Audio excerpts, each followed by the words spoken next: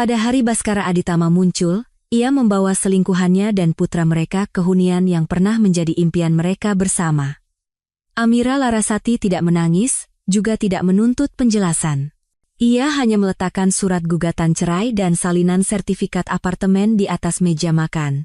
Tak ada seorang pun yang tahu bahwa wanita yang selama ini dicemooh sebagai istri yang hanya bisa hidup mewah berkat suaminya itu sebenarnya adalah pendiri misterius di balik merek adibusana ternama, Jiwa Sutra. Ia memiliki api yang sanggup mengguncang seluruh Jakarta. Malam pengkhianatan itu juga menjadi malam kelahirannya kembali, dengan senyum yang tenang dan mahkota tak terlihat yang akan membuat seluruh dunia menunduk hormat. Amira melirik jam dinding. Pukul 7 malam. Aroma rendang daging yang pedas, makanan favorit Baskara, menguar di seluruh penjuru apartemen. Di atas meja makan, semangkuk sop buntut yang gurih masih mengepulkan uap, dan di samping bihun goreng spesial serta urap sayuran yang ditata rapi, tersaji bakwan udang yang digoreng dengan penuh ketelatenan. Segalanya sempurna, sama seperti cinta yang telah ia rawat selama bertahun-tahun. 3 tahun 195 hari, tepat selama itu Baskara pergi ke Surabaya untuk proyek yang ia sebut sebagai proyek abad ini. Dan selama 195 malam, Amira menunggu teleponnya yang singkat dan tak acuh di apartemen yang luas ini seorang diri. Baskara berkata proyek itu akan menjadi batu loncatannya untuk menjadi arsitek utama paling bergengsi di Jakarta, agar Amira bisa hidup mewah tanpa perlu khawatir apapun.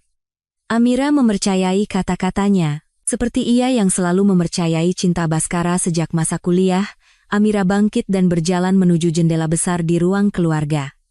Hiruk-pikuk kendaraan di sepanjang jalan Sudirman terlihat di bawah sana. Cahaya lampu neon memantul di wajahnya yang lembut. Ada jejak kelelahan karena menunggu, tetapi kelembutan di matanya tak bisa disembunyikan. Selama 3 tahun terakhir, ia sudah terbiasa melakukan segalanya sendiri. Memperbaiki saluran air yang mampet, mengganti bola lampu, bahkan pergi ke rumah sakit saat sakit. Dari seorang gadis yang tumbuh becok-cok, ia telah berubah menjadi wanita yang mandiri secara menakutkan, tetapi jauh di lubuk hatinya, ia masih merindukan pelukan hangat suaminya. Hari ini, Baskara pulang. Seminggu yang lalu, dengan suara yang terdengar sangat gembira, Baskara menelepon dan memberitahu bahwa proyeknya sukses besar dan ia akan kembali ke kantor pusat dengan promosi jabatan. Aku akan pulang, 3 kata sederhana itu telah membuat jantung Amira berdebar kencang. Selama seminggu penuh ia membersihkan rumah, mencuci semua gorden dengan tangan, dan sore ini ia menghabiskan waktu di dapur menyiapkan semua makanan kesukaan Baskara. Lamunannya terputus oleh suara bel pintu. Jantungnya serasa berhenti berdetak. Itu pasti Baskara. Amira menarik napas dalam-dalam untuk menekan gejolak emosinya, lalu bergegas membuka pintu. Ia ingin menyambutnya dengan senyum paling cerah dan pelukan paling hangat. Pintu terbuka. Di sana berdiri Baskara, dengan postur tinggi dan wajah tegas yang familiar. Namun, tatapan Baskara terasa canggung dan menghindar. Ia mengenakan setelan mahal, terlihat jauh lebih matang dan sukses dibandingkan 3 tahun lalu. Pandangan Amira tidak lama tertuju padanya, karena tepat di belakang Baskara, berdiri seorang wanita lain. Wanita yang tampak rapuh dan memelas, dengan wajah tirus dan mata besar yang bulat. Ia mengenakan gaun putih bersih. Dan yang membuat Amira membeku di tempat adalah kenyataan bahwa wanita itu menggendong seorang anak kecil. Anak laki-laki berusia sekitar 2 tahun itu tertidur lelap, dan fitur wajahnya sangat mirip dengan Baskara. Waktu seolah berhenti. Udara hangat di dalam rumah seketika membeku. Aroma masakan lezat pun tak mampu menutupi bau busuk pengkhianatan yang menyelinap ke udara. Baskara berdeham, memecah keheningan yang menyesakan. Ia melangkah masuk tanpa berani menatap mata Amira. Amira, ini Rania Putri. Dan anak ini, putraku, Bima. Amira tidak berkata apa-apa. Pandangannya beralih dari wajah wanita asing itu ke anak yang tertidur. Putraku. 2 kata itu bagaikan 2 bilah pisau yang menusuk jantungnya. Balasan atas penantian 3 tahun adalah seorang wanita lain dan seorang putra yang disembunyikan. Rania menundukkan kepala dan berkata dengan suara bergetar yang penuh rasa bersalah palsu, "Mbak, maafkan saya. Saya tidak bermaksud menghancurkan rumah tangga Mbak. Baskara mengerutkan kening dan menarik Rania ke belakangnya dengan gestur protektif. Kamu tidak perlu minta maaf, ini salahku. Amira, aku tahu ini mendadak, tapi Rania telah banyak berkorban untukku selama 3 tahun di Surabaya. Dialah yang mengerti dan mendukung karierku. Dan anak ini harus masuk ke dalam kartu keluargaku. Mulai sekarang kami akan tinggal di sini. Aku harap kamu bisa mengerti. Rentetan kalimat yang ia ucapkan adalah pembelaan diri sekaligus pengabaian total atas pengorbanan Amira. Yang ia harapkan adalah pengertian Amira. Ia mengira Amira akan menangis, mengamuk, dan cemburu seperti wanita lain pada umumnya. Namun, Amira tidak melakukan satupun dari itu. Ketenangannya membuat Baskara bingung. Tidak ada air mata, tidak ada tuduhan. Hanya tatapan mata yang dalam dan setenang danau di musim gugur yang menatapnya tanpa kata. Tatapan itu membuat Baskara merasa bersalah, dan Rania tanpa sadar memeluk Bima lebih erat. Akhirnya, Amira perlahan berbalik dan berjalan menuju kamar tidur. Baskara dan Rania saling berpandangan.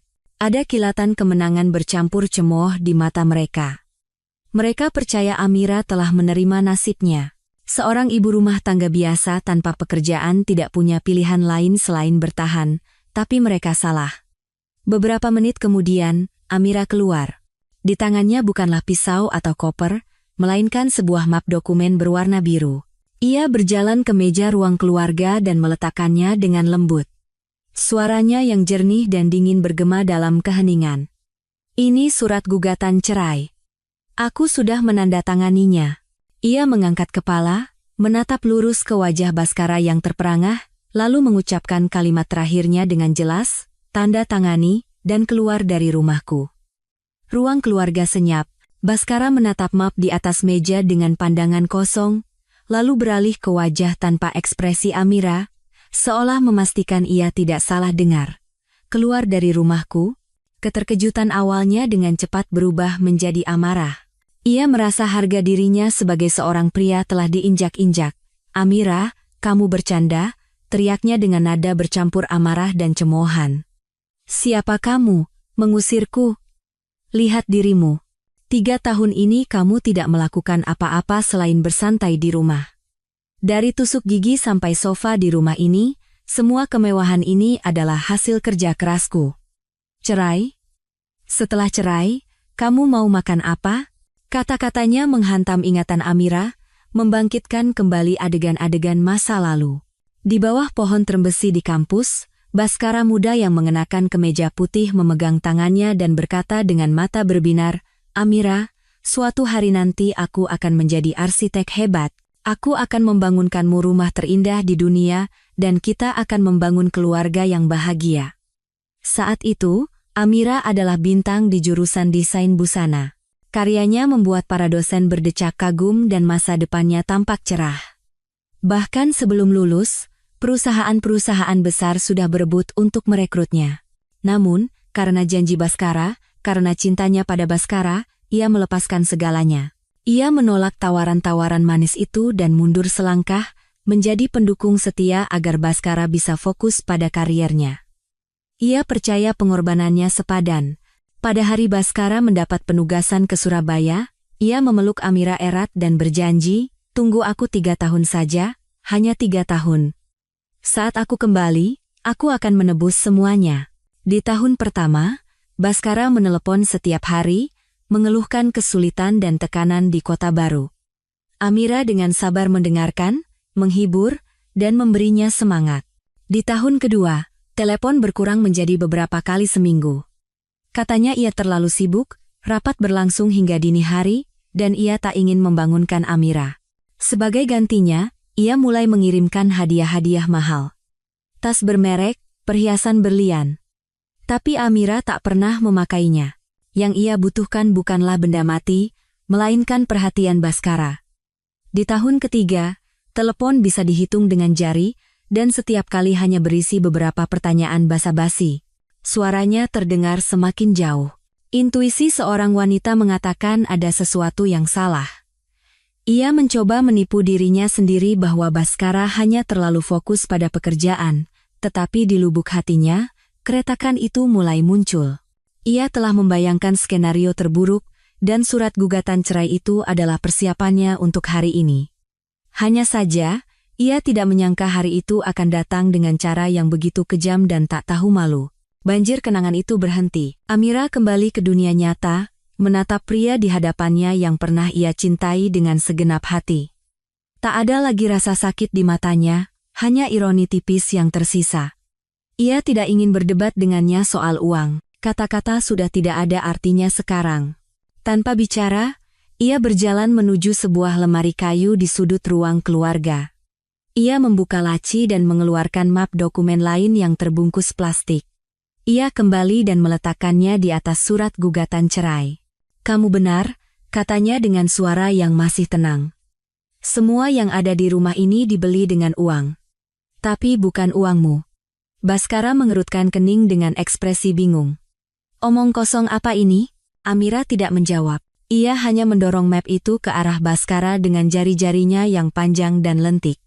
"Buka dan lihat sendiri." Baskara mengambil map itu dengan ragu. Di dalamnya ada selembar dokumen yang sedikit menguning karena usia. Begitu membaca judulnya, pupil matanya menyusut. Itu adalah sertifikat hak milik apartemen. Alamat yang tertera adalah alamat apartemen ini, tapi yang membuatnya terkesiap adalah nama pemiliknya. Hanya satu nama yang tercetak jelas, Amira Larasati. Dan di pojok bawah, tertera tanggal pendaftaran, 15 Juni, 7 tahun yang lalu. Tepat sehari sebelum mereka menikah, Baskara membeku seperti patung. Apartemen ini, yang selalu ia banggakan sebagai buah kerja kerasnya, yang ia pamerkan kepada teman-temannya, yang menjadi dasar baginya untuk menuntut kepatuhan Amira, ternyata adalah miliknya bahkan sebelum mereka menikah. Secara hukum, ini adalah harta bawaannya. Baskara tidak punya hak apapun atas rumah ini. Ia mengangkat kepalanya dengan cepat, menatap Amira dengan mata tak percaya. Semua kesombongan, amarah, dan kepuasan dirinya lenyap dari wajahnya, hanya menyisakan kebingungan dan keterkejutan total. Ia membuka mulut untuk mengatakan sesuatu, tetapi seolah ada tangan tak terlihat yang mencekik lehernya, tak ada suara yang keluar. Ruangan itu diselimuti keheningan pekat, sertifikat itu tergeletak di atas meja, bagaikan tuduhan bisu terhadap arogansi Baskara. Wajahnya memucat, lalu membiru. Matanya dipenuhi kebingungan dan rasa terhina. Saat itu, Rania, yang sejak tadi diam di belakang Baskara, mulai menangis. Air matanya mengalir di pipi. Isak tangisnya yang memilukan memecah suasana yang tegang. Ia maju selangkah, menatap Amira dengan mata berkaca-kaca. "Mbak, ini semua salah saya. Saya tidak minta dimaafkan. Saya juga tidak ingin menghancurkan rumah tangga Mbak. Tapi Bima, anak kami, dia tidak bersalah. Dia butuh seorang ayah. Kami cukup diberi sudut kecil di rumah ini, asal ada tempat untuk merawat anak kami. Saya tidak butuh status hukum apapun. Tolong, demi anak itu, kasihanilah kami." Aktingnya sempurna. Setiap kata, setiap gestur, memancarkan kerapuhan yang diperhitungkan, seolah-olah dialah korban terbesar. Baskara, seolah terbangun dari mimpi, menggunakan drama Rania sebagai alasan untuk mendapatkan kembali ketenangannya dan melampiaskan amarahnya. Ia mendorong Rania dengan kasar dan berteriak pada Amira dengan suara angkuh, "Amira, jangan keterlaluan. Kamu lihat? Rania begitu rendah hati. Dia hanya minta tempat untuk putraku. Apa kamu harus bersikap sedingin itu? Hanya karena punya satu apartemen, kamu pikir kamu punya segalanya? Kalau kita cerai, kamu mau hidup dari apa? Kamu wanita yang hanya memasak dan bersih-bersih selama bertahun-tahun. Kamu pikir dunia luar itu mudah?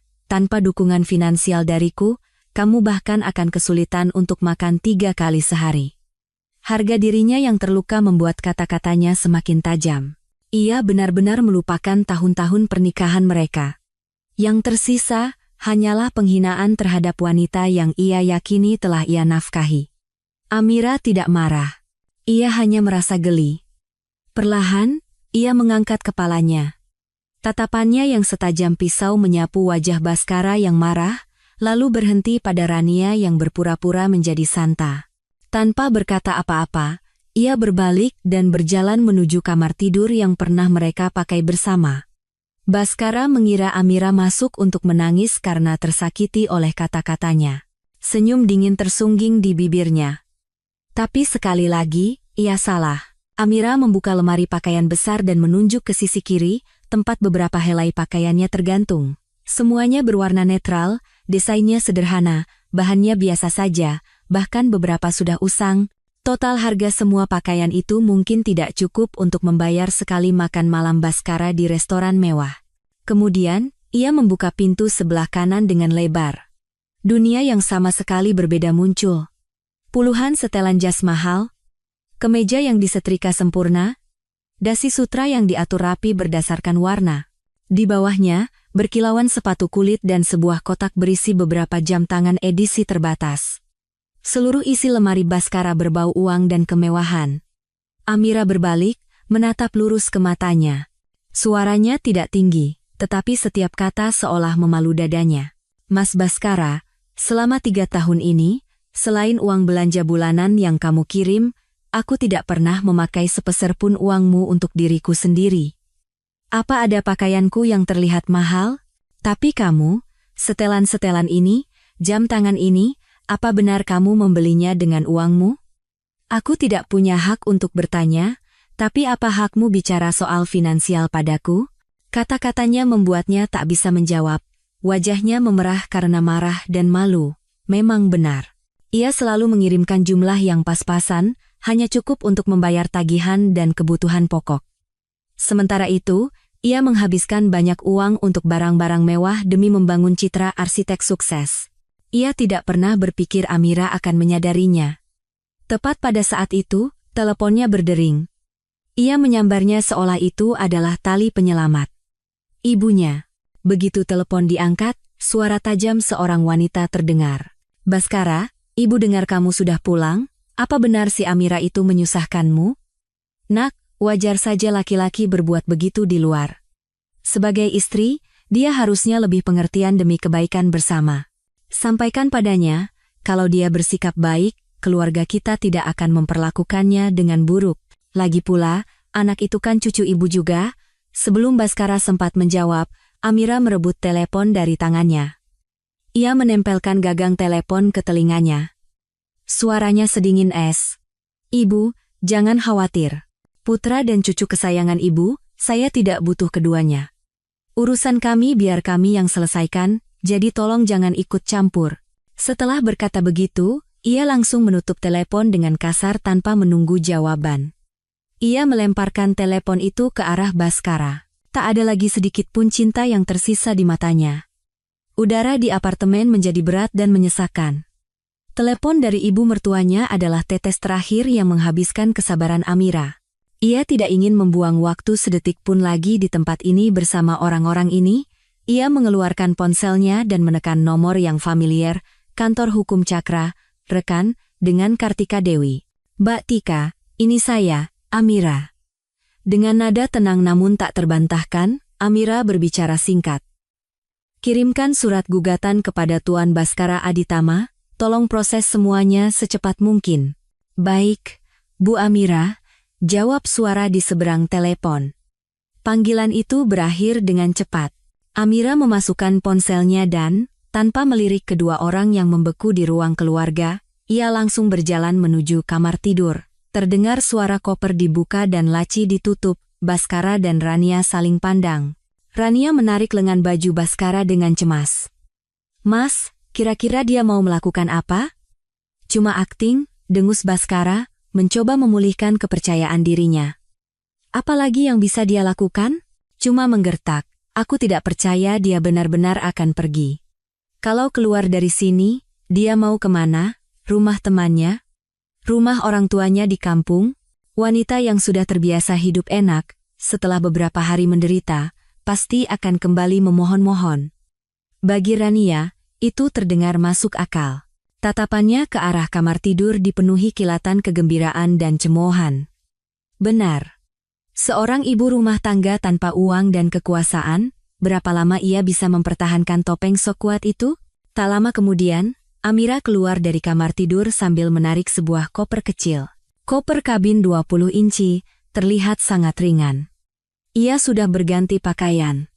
Celana jin biasa, kaos putih, dan rambut panjangnya diikat ekor kuda. Ia lebih terlihat seperti mahasiswi yang bersiap untuk perjalanan singkat daripada seorang wanita yang baru saja dikhianati suaminya. Ia tidak membawa apapun milik Bhaskara, termasuk perhiasan mahal yang pernah dikirimkan. Hanya barang-barang yang benar-benar miliknya. Tanpa menoleh ke belakang sekalipun, ia menarik kopernya dan berjalan lurus ke pintu depan. Di atas meja makan, hidangan mewah itu masih hangat, tetapi baginya sekarang, itu hanyalah sebuah ejekan yang pahit. Saat tangannya menyentuh gagang pintu, Bhaskara berkata dengan nada superior. Pikirkan baik-baik. Kalau amarahmu sudah reda dan kamu sadar, kembalilah. Aku masih akan memberimu kesempatan. Amira tidak menjawab. Hanya senyum tipis yang nyaris tak terlihat tersungging di bibirnya. Kesempatan? Dia masih belum sadar siapa yang sebenarnya membutuhkan kesempatan. Ceklek.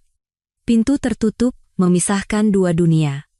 Di dalam, Bhaskara dan Rania saling tersenyum. Mereka percaya drama telah berakhir dan merekalah pemenangnya. Di luar, Amira, dengan punggung tegak tanpa keraguan sedikitpun, masuk ke dalam lift. Saat lift tiba di lantai dasar, ia melangkah keluar dari gedung apartemen mewah tempat ia tinggal selama bertahun-tahun. Angin malam Jakarta berembus, membawa sedikit hawa dingin. Ia tidak memanggil taksi atau berjalan ke halte bus, ia hanya berdiri diam di tepi trotoar. Kurang dari 1 menit, sebuah Bentley hitam berhenti tanpa suara tepat di depannya. Pintu belakang terbuka, dan seorang sopir berseragam rapi turun, membungkuk dengan hormat. Silakan masuk, Bu. Sopir itu mengambil alih koper kecil dari tangannya dan memasukkannya dengan hati-hati ke dalam bagasi. Amira hanya mengangguk ringan tanpa kata, lalu masuk ke kursi belakang yang mewah. Pintu mobil tertutup dengan lembut, memisahkannya dari dunia luar yang bising. Mobil meluncur dengan tenang, menyatu dengan lalu lintas yang padat. Mobil itu tidak menuju ke pusat kota atau perumahan biasa. Mobil itu berbelok ke jalanan yang rindang, menuju Menteng, salah satu kawasan perumahan paling eksklusif dan mahal di Jakarta. Tempat di mana harga tanah per meternya setara dengan emas. Akhirnya, mobil berhenti di depan gerbang sebuah rumah megah bergaya klasik Eropa. Gerbang besi tempai yang rumit terbuka secara otomatis, dan mobil masuk ke halaman dengan taman yang terawat sempurna. Amira turun dari mobil dan menarik napas dalam-dalam, menghirup udara segar. Inilah rumahnya yang sebenarnya. Pintu kayu jati yang berat dari rumah itu terbuka.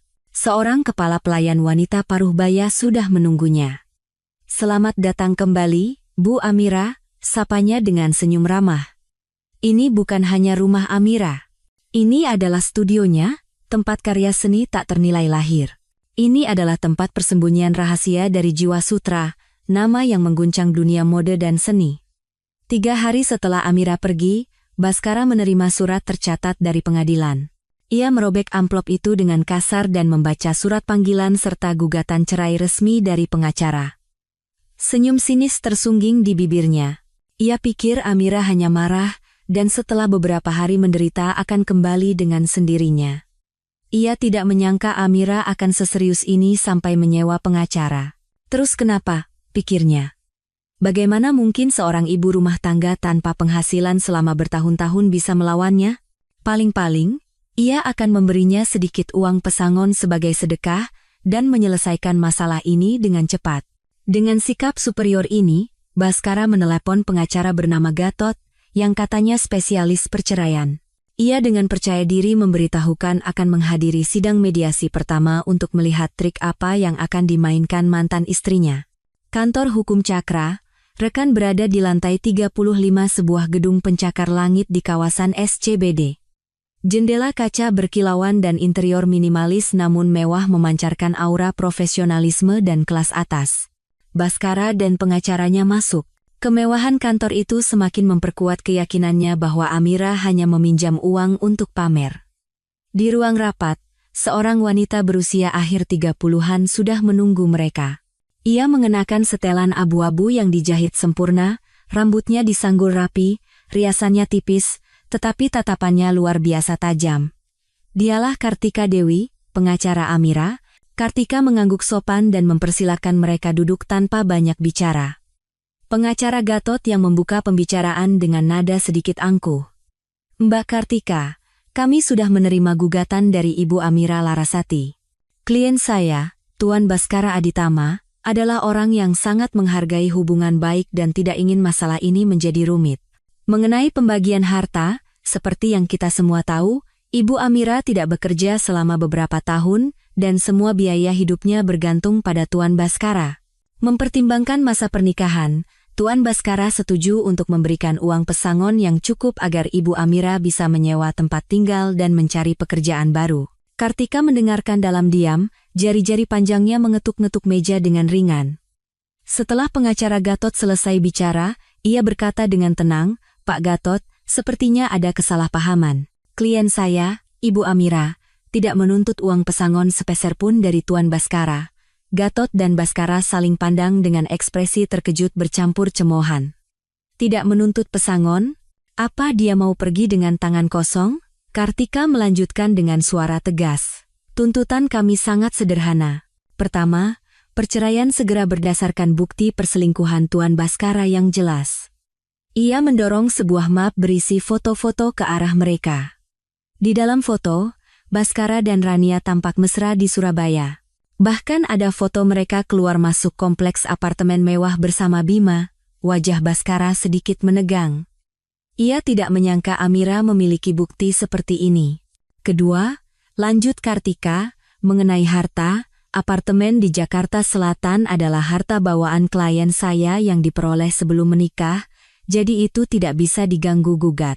Namun, penghasilan Tuan Baskara selama masa pernikahan dianggap sebagai harta bersama. Kami menuntut pembagian yang adil sesuai hukum. Pengacara Gatot tertawa.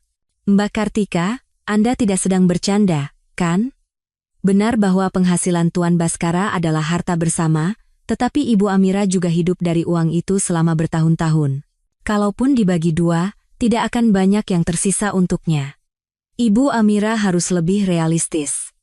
Menerima uang pesangon akan lebih menguntungkan baginya. Baskara bersedekap, bersandar di kursinya dengan ekspresi penuh kemenangan. Ia menonton dengan geli, ingin tahu bagaimana Kartika akan melanjutkan sandiwara ini. Kartika tidak terpengaruh. Ia menatap lurus ke arah Gatot, senyum yang nyaris tak terlihat tersungging di bibirnya. Kalau begitu, mari kita bicara realistis.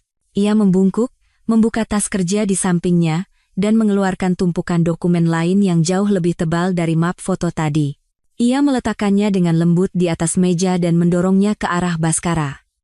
Tuan Baskara, Anda bilang klien saya hidup bergantung pada Anda? Kalau begitu, coba lihat ini. Baskara mengerutkan kening dan mengambil tumpukan dokumen itu karena penasaran. Lembar pertama adalah laporan rekening koran dari sebuah bank swasta ternama.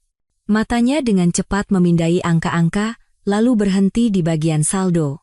Jumlah digitnya tidak terlalu panjang, tetapi cukup untuk membuat pupil matanya menyusut seketika. 9 angka 0. Ia buru-buru membalik ke halaman berikutnya, laporan dari bank lain. Angka fantastis lainnya. Ia terus membalik halaman. Tangannya mulai gemetar. Laporan kartu kredit, investasi obligasi, saham, setiap halaman adalah kejutan visual. Tapi itu belum semua. Di bawahnya, ada beberapa lembar sertifikat properti. Sebuah ruko di kawasan elit Pondok Indah, sebuah unit apartemen mewah di SCBD, bahkan sebuah villa di Bali. Semuanya atas nama Amira Larasati. Terakhir, yang membuatnya benar-benar hancur adalah dokumen kepemilikan saham perusahaan. Amira Larasati memiliki 70% saham di sebuah perusahaan bernama PT Jiwa Sutra Kreasi, Jiwa Sutra. Nama yang pernah ia dengar. Istri-istri mitranya pernah menyebutkannya. Merek adibusana yang menghususkan diri pada batik tulis halus dan tenun songket buatan tangan. Sangat mahal dan sulit didapat, dianggap sebagai simbol status di kalangan sosialita. Ruang rapat itu sunyi senyap, pengacara Gatot di sebelahnya juga membeku seperti patung dengan mulut ternganga. Baskara merasakan darah di seluruh tubuhnya membeku. Napasnya menjadi berat. Ia mengangkat kepala ke arah Kartika. Tatapannya yang tak percaya bercampur dengan kebingungan, amarah, dan ketakutan mendalam yang tak terlihat. Wanita yang selama ini ia remehkan, yang ia yakini hanya tahu memasak dan bersih-bersih, wanita yang ia yakini tak bisa hidup tanpanya, ternyata adalah seorang taipan yang bersembunyi di balik bayang-bayang. Pembalikan keadaan ini begitu mendadak dan kejam, membuatnya benar-benar tak berdaya. Sementara Baskara mengalami gempa psikologis di kantor pengacara, Amira berada di dunia yang sama sekali berbeda. Rumah megahnya yang klasik bukan hanya tempat tinggal. Lantai 2 dan 3 telah diubah menjadi studio desain dan lokakarya yang canggih. Di sini, alih-alih bau minyak goreng, yang tercium adalah aroma cendana yang samar dan wangi khas sutra kualitas terbaik. Sinar matahari pagi masuk melalui jendela besar ala Prancis, menerangi rak-rak yang penuh dengan benang sulam aneka warna yang berkilauan seperti pelangi. Amira tidak lagi mengenakan pakaian ibu rumah tangga biasa. Ia mengenakan gaun sutra elegan berwarna biru keabu-abuan, kain lembutnya membalut tubuhnya yang langsing namun berisi. Rambut panjangnya disanggul asal dengan tusuk konde kayu, memperlihatkan lehernya yang jenjang dan anggun. Ia tidak memakai riasan tebal, tetapi aura yang dipancarkannya begitu memikat. Campuran antara keanggunan klasik seorang seniman dengan kepercayaan diri dan ketegasan seorang pemimpin. Ia berdiri di depan sebuah pembidang sulam besar, tangannya bergerak lincah menuntun jarum di atas kain sutra hitam. Di ujung jarinya, seekor burung feniks mulai terbentuk. Setiap helai bulunya tampak sangat nyata, memancarkan kilau keemasan. Konsentrasinya seolah membuat segala sesuatu di sekitarnya berhenti. Asistennya, Yunita Sari, masuk dengan tenang sambil memegang tablet. Bu Amira, maaf mengganggu, tapi baru saja masuk proposal kerjasama yang sangat penting.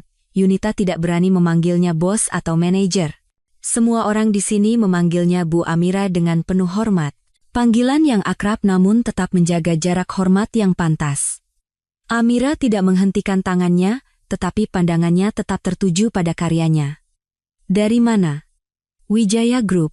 Salah satu konglomerat properti mewah dan investasi seni terkemuka di negara ini, Presiden Direktur mereka, Pak Adrian, katanya sangat mengagumi karya-karya Jiwa Sutra. Amira pernah mendengar tentang Wijaya Group, kekuatan besar di dunia bisnis Jakarta, terkenal dengan proyek-proyek yang memiliki sentuhan artistik kuat dan standar estetika yang sangat tinggi. Yunita melanjutkan laporannya. Mereka akan segera membuka pusat perbelanjaan dan galeri seni terpadu baru bernama Crystal View. Mereka ingin secara khusus mengundang pendiri Jiwa Sutra untuk berkolaborasi dalam mendesain ruang pameran seni batik dan tenun eksklusif di lobi utama. Katanya itu akan menjadi sorotan utama dari keseluruhan proyek. Itu adalah undangan dengan bobot yang luar biasa. Crystal View digadang-gadang akan menjadi landmark baru Jakarta. Jika karya Jiwa Sutra dipamerkan di lokasi sentral seperti itu, reputasi mereknya akan meroket. Amira berpikir sejenak. Selama 3 tahun terakhir, ia telah menolak banyak proyek besar demi mendedikasikan waktunya untuk rumah tangga kecilnya, hanya menerima pesanan pribadi untuk menjaga studionya tetap berjalan. Ia telah bersembunyi di balik nama Jiwa Sutra begitu lama hingga hampir melupakan ambisi besar yang pernah ia miliki. Sekarang, ia bebas. Tidak ada beban, tidak ada belenggu. Mungkin sudah saatnya Jiwa Sutra benar-benar bersinar. Ia berbalik menghadap Yunita. Tatapannya tenang namun tegas. Sampaikan pada mereka, saya bersedia bertemu. Atur jadwal pertemuan dengan Pak Adrian. Yunita mengangguk gembira dan segera undur diri untuk melaksanakan perintah. Amira kembali ke pembidangnya, mengelus lembut bulu-bulu feniks yang megah. Feniks terlahir kembali dari abu. Mungkin itulah takdirnya. Kehancuran pernikahannya tidak menghancurkannya, justru membuatnya lebih kuat dan lebih cemerlang. Pandangannya beralih keluar jendela, ke arah gedung-gedung pencakar langit Jakarta. Masa depan dirinya dan Jiwa Sutra dimulai di sini, sekarang. Setelah Amira pergi, Rania akhirnya bisa menempati apartemen itu sebagai nyonya rumah yang baru. Hari pertamanya ia habiskan dengan berkeliling setiap ruangan, dengan teliti menghapus jejak wanita lain. Ia membuang spray biru muda kesukaan Amira, menggantinya dengan warna merah menyala yang provokatif. Pot-pot bunga kecil yang mungil di balkon diganti dengan buket mawar yang mencolok. Ia bahkan membeli beberapa lukisan abstrak mahal dan menggantungnya di dinding, mencoba memaksakan gaya yang sama sekali berbeda, gaya miliknya. Setiap perubahan didokumentasikan dengan cermat dan diunggah ke profil Instagramnya dengan keterangan yang penuh sindiran. Di samping foto makan malam romantis dengan lilin, ia menulis, "Kebahagiaan terkadang datang terlambat, tapi jika dengan orang yang tepat, penantian itu sepadan." Di bawah foto Bima kecil yang bermain di sofa baru, ia menambahkan, "Akhirnya putraku memiliki keluarga yang utuh. Di mana ada cinta, disitulah rumah." Setiap unggahan adalah jarum tak terlihat yang dirancang untuk menusuk hati Amira. Rania membayangkan Amira sedang melihat foto-foto itu di sudut kamar kontrakan yang kumuh, hatinya terkoyak oleh rasa sakit dan cemburu. Ia mengharapkan reaksi, entah itu makian atau setidaknya tanda bahwa lawannya sedang menderita. Namun, yang ia dapatkan hanyalah kekecewaan. Profil Amira benar-benar senyap. Foto profilnya masih bunga magnolia putih, dan unggahan terakhirnya adalah setengah tahun yang lalu. Ia seolah lenyap dari dunia maya, sama sekali mengabaikan provokasi Rania. Keheningan ini membuat Rania merasa seperti memukul segumpal kapas, sia-sia dan membuat frustrasi. Ia tidak mengerti bagaimana Amira bisa begitu tenang. Sementara itu, di grup WhatsApp teman-teman kuliah mereka, cerita mereka menjadi topik terpanas. Seorang teman dengan nama panggilan kucing mager memulai percakapan. "Guys, kalian dengar? Baskara bawa pulang selingkuhannya sama anaknya. Amira pergi dari rumah. Kasihan banget Amira, bertahun-tahun berkorban buat dia, akhirnya malah begini." Orang lain, yang tampaknya teman Baskara, membela. "Namanya juga Hati, rumit. Baskara juga kerja keras sendirian di Surabaya selama 3 tahun. Wajarlah kalau laki-laki yang jauh dari istri hilaf sesaat." Seseorang langsung membalas. "Hilaf sesaat sampai punya anak umur 2 tahun? Kamu anggap Amira itu apa?" Perdebatan memanas. Beberapa bersimpati pada Amira, yang lain menyindir bahwa Amira tidak bisa menjaga suaminya. Istri yang terlalu baik dan cuma fokus urusan rumah tangga memang bakal ditinggalin, zaman sekarang masih bergantung sama laki-laki. Lihat saja sekarang, pasti hidupnya susah banget.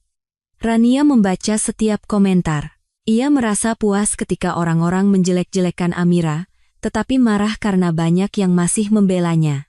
Kehadiran Amira, bahkan dalam ketidakhadirannya, masih menjadi bayang-bayang dalam hidupnya.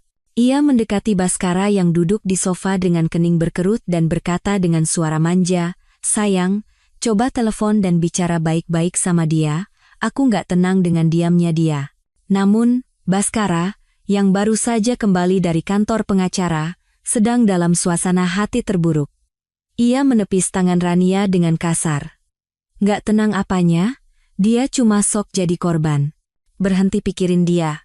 Sikap Baskara yang tidak biasa dan penuh permusuhan membuat Rania tak berani bicara lagi.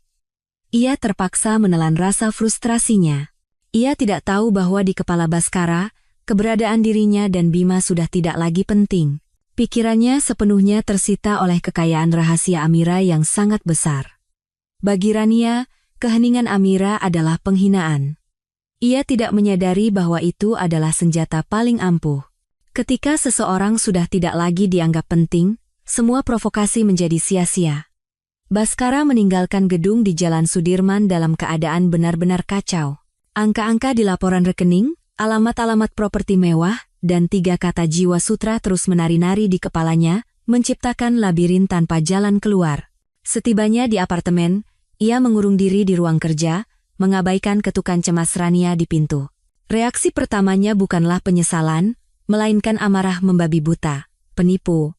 Semua ini penipuan, pikirnya sambil memukul meja. Amira, istri yang penurut dan sederhana yang ia yakini berada dalam kendalinya, berani menipunya dan membangun sebuah kerajaan di belakangnya. Ia merasa seperti badut bodoh yang dimanipulasi tanpa ia sadari. Harga dirinya hancur berkeping-keping. Namun, di balik amarah itu, muncul kebingungan yang tak terlukiskan. Bagaimana? Dari mana uangnya? Jiwa sutra? Kenapa dia tidak pernah bilang? Ia memulai penyelidikannya sendiri yang panik. Ia tidak berani bertanya kepada mitra atau teman-temannya yang kaya. Malu. Mengakui bahwa istri yang selalu ia banggakan telah ia nafkahi ternyata jauh lebih kaya darinya adalah penghinaan yang tak bisa diterima. Ia beralih ke cara yang lebih kuno. Ia membuka buku teleponnya dan mencari nomor teman-teman kuliah yang sudah bertahun-tahun tidak ia hubungi. Dengan dalih ingin mengadakan reuni, ia mulai bertanya. Telepon pertama adalah kepada ketua angkatan lamanya. Setelah basa-basi, ia bertanya dengan santai, lo masih kontak sama Amira? Gua udah lama nggak dengar kabarnya. Amira, kan kalian nikah, bro? Terakhir ketemu pas reuni 5 tahun lalu kayaknya. Masih cantik sih. Cuma jadi lebih pendiam. Ngomong-ngomong, dulu kan lo yang berhasil mencuri Dewi kampus kita. Baskara mengerutkan kening. Dewi, lupa lo, tawa ketua angkatan itu. Dulu Amira itu siapa? Talenta terbaik di jurusan desain busana. Skripsinya menang lomba desain nasional, sampai dipajang di galeri. Perusahaan-perusahaan besar rebutan mau rekrut dia, nawarin gaji yang kita anak baru cuma bisa mimpiin. Setiap kata temannya itu bagaikan pukulan palu di kepala Baskara. Ia ingat, tetapi ingatan itu kabur. Ia ingat Amira sangat pandai menggambar, tetapi ia tidak pernah peduli dengan penghargaan atau tawaran kerja. Saat itu, ia hanya dimabuk cinta dan bangga memiliki pacar yang begitu cantik dan berbakat. Kita semua pikir dia bakal jadi desainer hebat, mungkin bisa go internasional, lanjut temannya. Tapi tiba-tiba, setelah pacaran sama lo, dia lepasin semuanya. Katanya mau jadi ibu rumah tangga buat dukung lo, kita semua sayang banget, cinta memang bisa bikin orang buta, ya? Setelah menutup telepon, Baskara duduk membeku di kursinya. Untuk pertama kalinya dalam bertahun-tahun, rasa bersalah merayap ke dalam hatinya. Ia baru ingat sekarang. Ia ingat binar di mata Amira saat bicara tentang mimpinya di dunia desain. Ia ingat kepercayaan dirinya saat menerima penghargaan. Ia berjanji akan mendukungnya, tetapi egoisme dan ambisinya perlahan mengubur bakat dan aspirasi Amira. Ia telah mengubah seekor feniks yang cemerlang menjadi seekor burung pipit biasa di dalam sangkar emas yang ia ciptakan. Namun, rasa bersalah itu hanya bertahan beberapa detik. Rasa itu segera tertutup oleh emosi yang lebih kuat dan lebih gelap, keserakahan dan iri hati. Kalau dia memang sebakat itu, masuk akal dia bisa menghasilkan kekayaan itu sendiri. Tapi kenapa dia sembunyikan dariku? Sebuah pikiran jahat terbentuk di kepalanya. Kekayaan itu didapat selama pernikahan kita. Tidak peduli bagaimana caranya, secara hukum itu adalah harta bersama. Dia menyembunyikan informasi dariku, dia menipuku. Dia yang salah. Pola pikir Baskara telah berubah total. Ia bukan lagi suami tidak setia yang ingin cepat bercerai demi pasangan barunya. Sekarang, ia adalah predator lapar yang mengincar mangsa yang menggiurkan. Rania dan putranya terdesak ke belakang. Satu-satunya tujuannya sekarang adalah merebut sebagian, atau seluruh, kerajaan rahasia Amira. Sebulan kemudian, Hotel Mulia Jakarta bersinar di bawah lampu malam. Mobil-mobil mewah berjejer di depan lobi. Media, blogger mode terkemuka, dan banyak tokoh berpengaruh dari dunia bisnis dan seni Jakarta berkumpul di sana. Semua perhatian terpusat pada satu acara, pengumuman kolaborasi antara merek Jiwa Sutra dengan proyek pusat seni Crystal View dari Wijaya Group, sekaligus peluncuran koleksi terbaru. Selama ini, Jiwa Sutra selalu menjadi entitas yang misterius. Produk mereka tidak memerlukan iklan besar-besaran. Reputasinya menyebar dari mulut ke mulut di kalangan elit, seperti harta karun.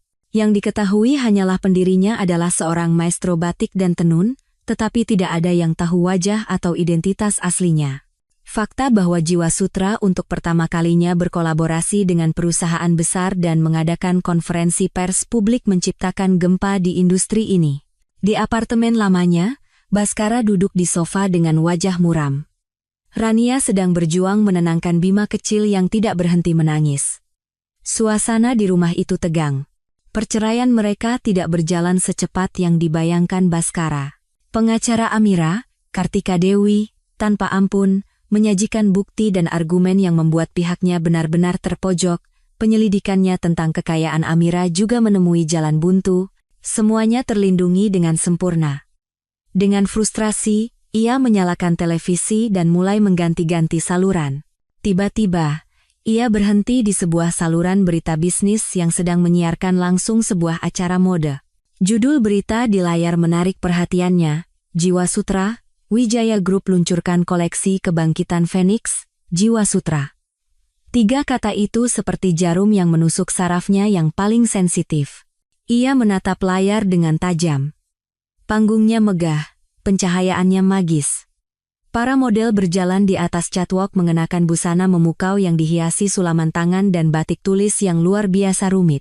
Terutama, motif Phoenix yang seolah menyala di atas sutra hitam tampak begitu dominan.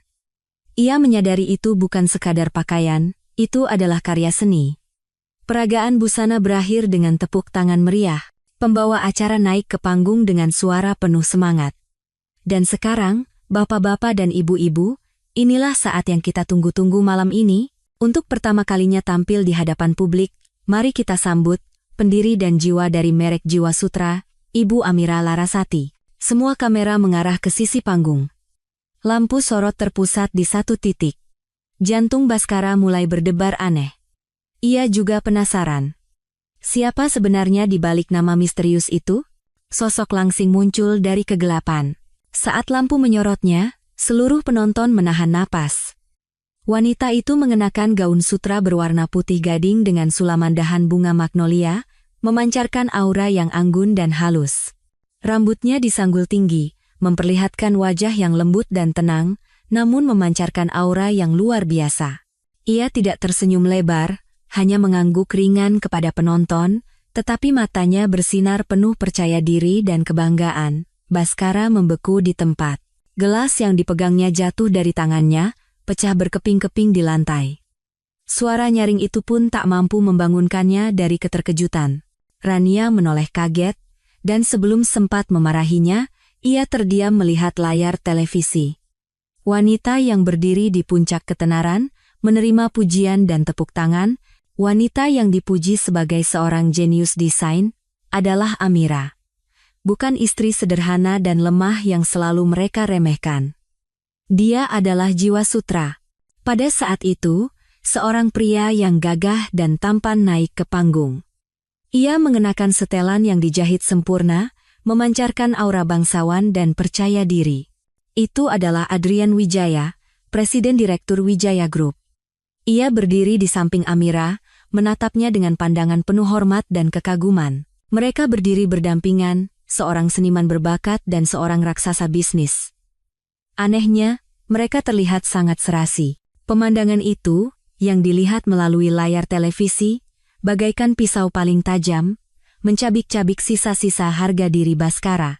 Keesokan paginya, Baskara mengendarai mobilnya ke rumah megah Amira. Kali ini, wajahnya tidak menunjukkan amarah atau cemoohan, melainkan ekspresi putus asa. Matanya merah karena kurang tidur. Ia telah menyiapkan skenario baru. Ia menekan bel. Kepala pelayan membuka pintu dan menatapnya dengan dingin. "Maaf, Ibu Amira sedang tidak di rumah." "Tolong," kata Baskara dengan nada memohon.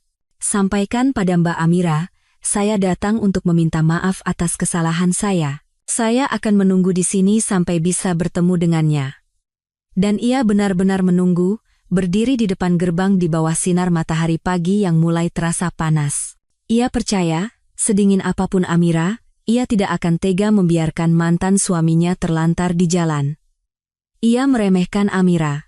Hampir 1 jam kemudian, gerbang besi yang berat itu terbuka, tetapi yang keluar bukanlah Amira, melainkan kepala pelayan dengan segelas air. Ia meletakkan gelas itu di atas pilar gerbang. Ibu Amira berpesan, "Jika Tuan Baskara ingin menunggu, silakan. Tapi jangan sampai pingsan karena kepanasan di depan rumah dan merepotkan orang lain." Setelah berkata begitu, ia berbalik dan menutup gerbang. Wajah Baskara berubah ungu karena marah. Penghinaan ini lebih menyakitkan daripada makian. Tapi ia menahannya. Ia tahu hanya kelicikan, bukan kekuatan, yang akan berhasil. Akhirnya, menjelang sore, Amira bersedia menemuinya di ruang tamu. Ia duduk di sofa tunggal dengan secangkir teh kamomil di tangannya, tampak tenang seolah sedang menerima tamu tak terduga. Begitu melihat Amira, mata Baskara langsung memerah. Ia bergegas mendekat, hendak duduk di sebelahnya, tetapi tatapan dingin Amira menghentikannya. Ia terpaksa duduk di sofa seberang. Ia memulai aktingnya dengan suara penuh penyesalan dan penderitaan. Amira, maafkan aku. Aku banyak berpikir akhir-akhir ini. Aku benar-benar brengsek. Aku telah mengecewakanmu. Semua ini karena aku tergoda oleh Rania, perempuan licik itu. Amira, kita sudah melewati bertahun-tahun sebagai suami istri. Bisakah kamu memberiku satu kesempatan lagi untuk menebus kesalahanku? Amira menyesap tehnya tanpa kata, hanya menyaksikan aktingnya dalam diam. Melihat Amira tidak bereaksi, Baskara mengubah topik. Aku lihat acaramu semalam. Kamu luar biasa, Amira. Aku tidak pernah menyangka kamu adalah jiwa sutra. Pasti berat sekali bagimu, menyembunyikannya bahkan dariku. Kalau saja aku tahu kamu begitu berbakat dan pekerja keras, aku tidak akan pernah memperlakukanmu seperti itu. Ia mulai memutarbalikkan fakta. Kekayaanmu, merekmu, semua itu kan kamu bangun selama kita menikah, kan? Secara hukum, itu juga dianggap harta bersama. Amira, jangan kita bercerai, ya? Demi kenangan kita, tolong cabut gugatanmu. Mulai sekarang aku akan ada di sisimu, membantumu mengelola perusahaan, kita kembangkan karirmu bersama. Kita bangun kerajaan kita sendiri. Akhirnya, niat sebenarnya terungkap. Bukan penyesalan, bukan cinta. Melainkan keserakahan tak terbatas atas kekayaannya yang sangat besar. Amira meletakkan cangkir tehnya dengan lembut di atas meja. Suara ringannya membuat Baskara tersentak. Ia mengangkat kepala, dan untuk pertama kalinya sejak Baskara masuk, ia menatap lurus ke matanya. Tatapannya jernih, tetapi setajam silet, seolah bisa menembus jiwanya. Mas Baskara, sudah selesai bicaranya? Katanya perlahan, kata demi kata. Ia bangkit dan berjalan ke mejanya, mengambil setumpuk dokumen. Pertama, merek Jiwa Sutra saya daftarkan dan perusahaannya saya dirikan sebelum kita menikah. Semuanya adalah harta bawaan saya. Kedua, selama masa pernikahan, semua pendapatan perusahaan ditransfer ke rekening terpisah yang dikelola oleh perusahaan wali amanat independen. Pengacara saya memiliki semua dokumen yang membuktikan sumber dan pemisahan dana tersebut. Itu tidak ada hubungannya dengan harta bersama yang kamu sebutkan. Ketiga, gugatan cerai ini tidak akan pernah saya cabut. Setiap kalimatnya adalah pukulan telak bagi rencana Baskara. Ia tidak menyangka Amira telah mempersiapkan segalanya dengan begitu teliti, tanpa meninggalkan satu celah pun. Amira berjalan ke pintu dan memberi isyarat kepada kepala pelayan. Antarkan tamu ini keluar, dan mulai sekarang jangan pernah izinkan orang ini masuk lagi. Baskara membeku di tengah ruang tamu, menatap punggung Amira yang dingin. Kepura-puraan di wajahnya akhirnya berubah menjadi kengerian dan keputusasaan yang nyata. Ia sadar, ia telah kalah telak. Beberapa hari setelah pertemuan dengan Adrian Wijaya, saat Amira sedang fokus pada sketsa proyek Crystal View, kepala pelayan masuk dengan ekspresi agak canggung.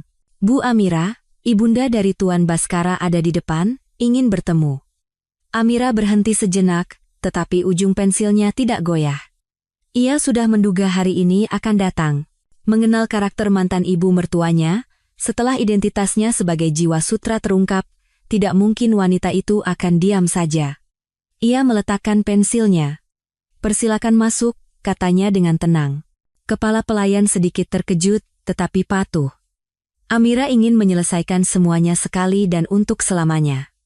Ibu Wati, Ibu Baskara, diantar ke ruang tamu. Sangat kontras dengan sikap sombong dan angkuhnya beberapa waktu lalu, hari ini ia terlihat sangat lesu. Rambutnya yang memutih tampak acak-acakan, matanya bengkak, dan pakaiannya kusut. Begitu melihat Amira, ia langsung berlari sambil menangis. Amira, menantuku. Ia mencoba memegang tangan Amira, tetapi Amira dengan cepat mundur selangkah, menghindar. Tangan Ibu Wati menggantung di udara. Merasa canggung, ia cepat-cepat menyeka air matanya dan memulai melodrama. Nak, ibu yang salah. Orang tua ini sudah pikun. Akhir-akhir ini ibu tidak bisa makan, tidak bisa tidur. Rasanya mau gila karena menyesal.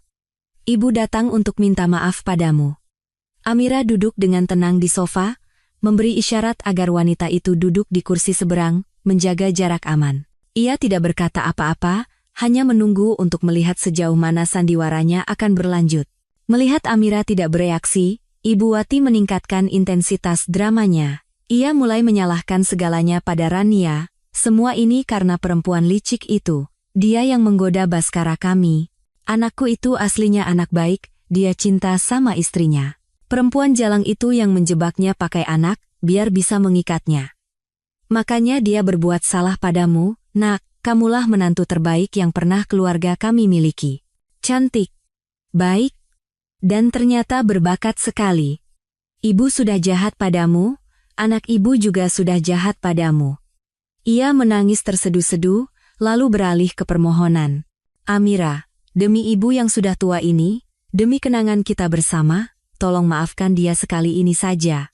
Namanya juga laki-laki, bisa berbuat salah, kan? Kalau kamu mau kembali, ibu janji akan langsung mengusir perempuan itu dan anaknya dari rumah. Ibu akan suruh Baskara berlutut minta ampun padamu. Untuk memperkuat kata-katanya, ia bahkan tak segan menjelek-jelekan anak yang sebelumnya ia sebut cucu. Bocah itu juga, dari awal ibu sudah tidak suka, siapa tahu itu anak Baskara atau anak laki-laki lain? Ibu tidak akan pernah mengakuinya sebagai cucu keluarga Aditama, menantu ibu cuma kamu seorang. Mendengar ini, ketenangan Amira akhirnya goyah.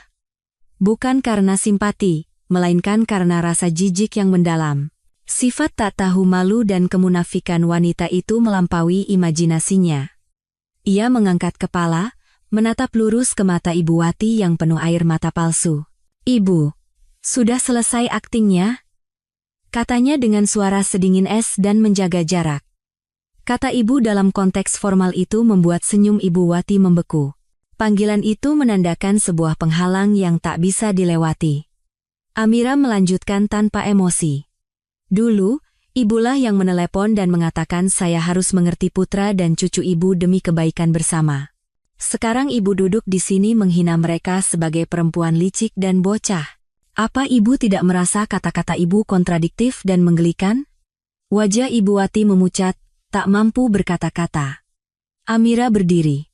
Tatapannya benar-benar dingin. Urusan saya dengan Mas Baskara sudah selesai.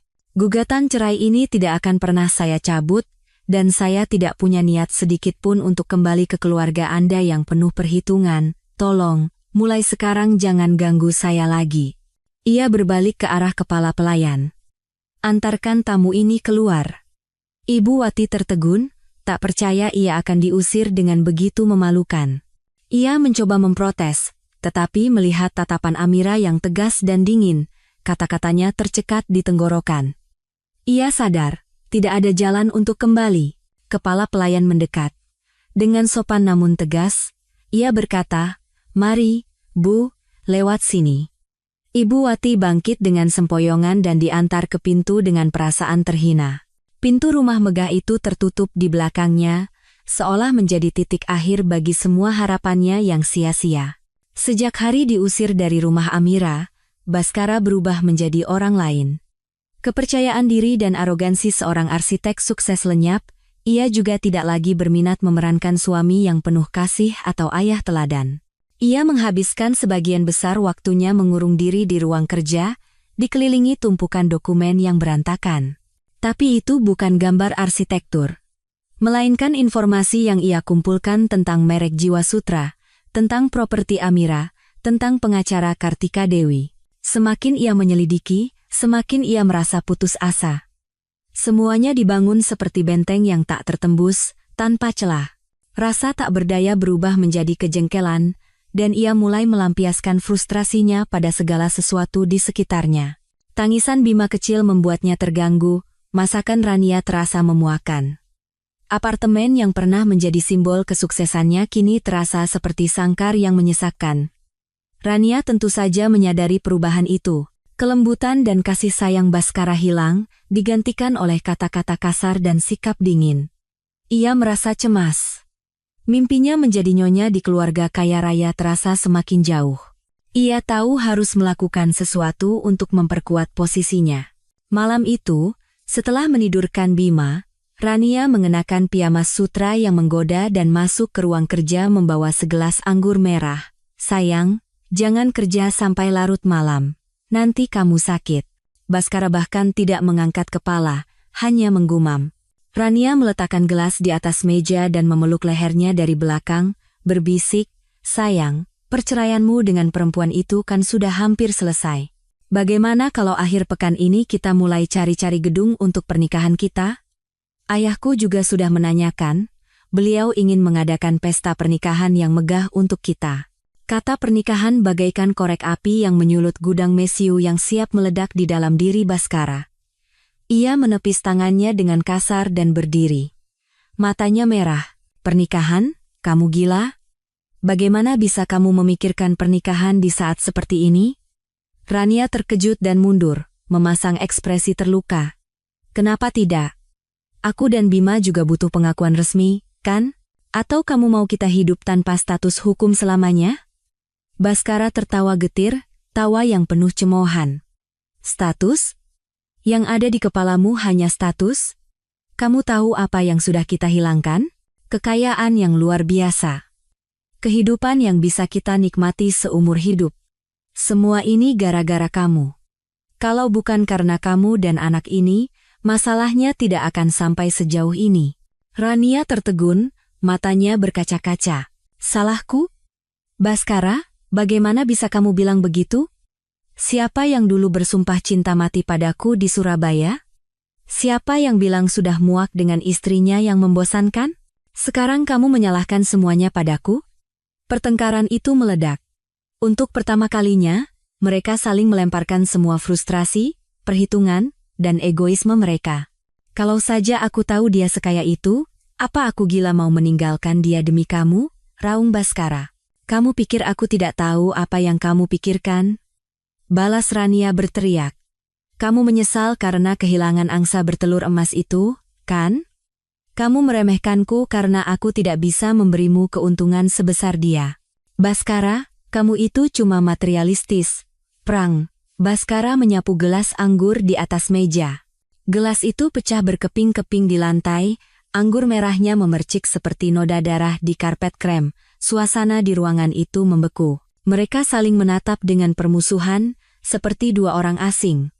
Hubungan yang dibangun di atas pengkhianatan dan perhitungan akhirnya menunjukkan keretakan pertamanya yang dalam dan tak bisa diperbaiki. Mereka bukan lagi sekutu di pihak yang sama. Hanya dua orang egois yang mencoba menyelamatkan kepentingannya masing-masing di kapal yang sedang karam. Sementara dunia luar berada dalam kekacauan, Amira sama sekali tidak peduli. Setelah menyingkirkan orang-orang yang mengganggu, ia mencurahkan seluruh hati dan energinya untuk bekerja. Proyek Crystal View menuntut kreativitas dan investasi yang luar biasa, tetapi itu justru membuatnya semakin bersemangat. Namun, di luar proyek komersial ini, Amira selalu menyimpan rencana lain di hatinya, sebuah rencana yang lahir dari kecintaannya pada seni batik. Dalam sebuah rapat manajemen Jiwa Sutra, ia secara resmi mengumumkan sebuah proyek baru. Di layar besar ruang rapat, muncul gambar sebuah desa tua di tepi sungai dengan atap-atap yang berlumut dan dinding putih yang lapuk dimakan waktu. Tampak damai, tetapi juga terbengkalai. Ini adalah desa Kencana di Jawa Tengah, kata Amira dengan suara yang jernih dan penuh semangat. Dulu, ini adalah salah satu pusat produksi batik tulis halus dan tenun yang paling terkenal di negeri ini. Tapi karena industrialisasi, keahlian itu hampir punah. Sekarang, hanya tersisa beberapa pengrajin tua yang bertahan dalam kesulitan. Ia berhenti sejenak, menatap semua orang di ruangan itu. Jiwa Sutra ada hari ini berkat esensi seni tradisional. Kita tidak bisa hanya menerima tanpa memberi kembali. Karena itu, saya memutuskan untuk menginvestasikan seluruh keuntungan perusahaan tahun ini untuk memulai proyek kebangkitan Kencana. Semua orang di ruangan itu mendengarkan dalam diam. Kita akan merestorasi desa Kencana, memperbaiki lokakarya, memodernisasi peralatan, mengundang para maestro untuk mengajar, dan membuka program pelatihan gratis untuk generasi baru. Kita akan menjadikannya bukan hanya pusat produksi, tetapi juga pusat pelestarian budaya dan wisata edukasi.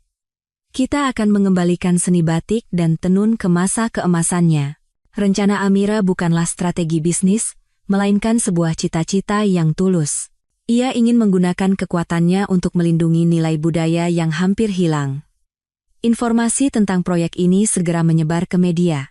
Semua orang memuji rencana ini sebagai tindakan berarti yang menunjukkan tanggung jawab sosial dari sebuah perusahaan besar. Di mata publik, citra Jiwasutra dan Amira semakin terangkat.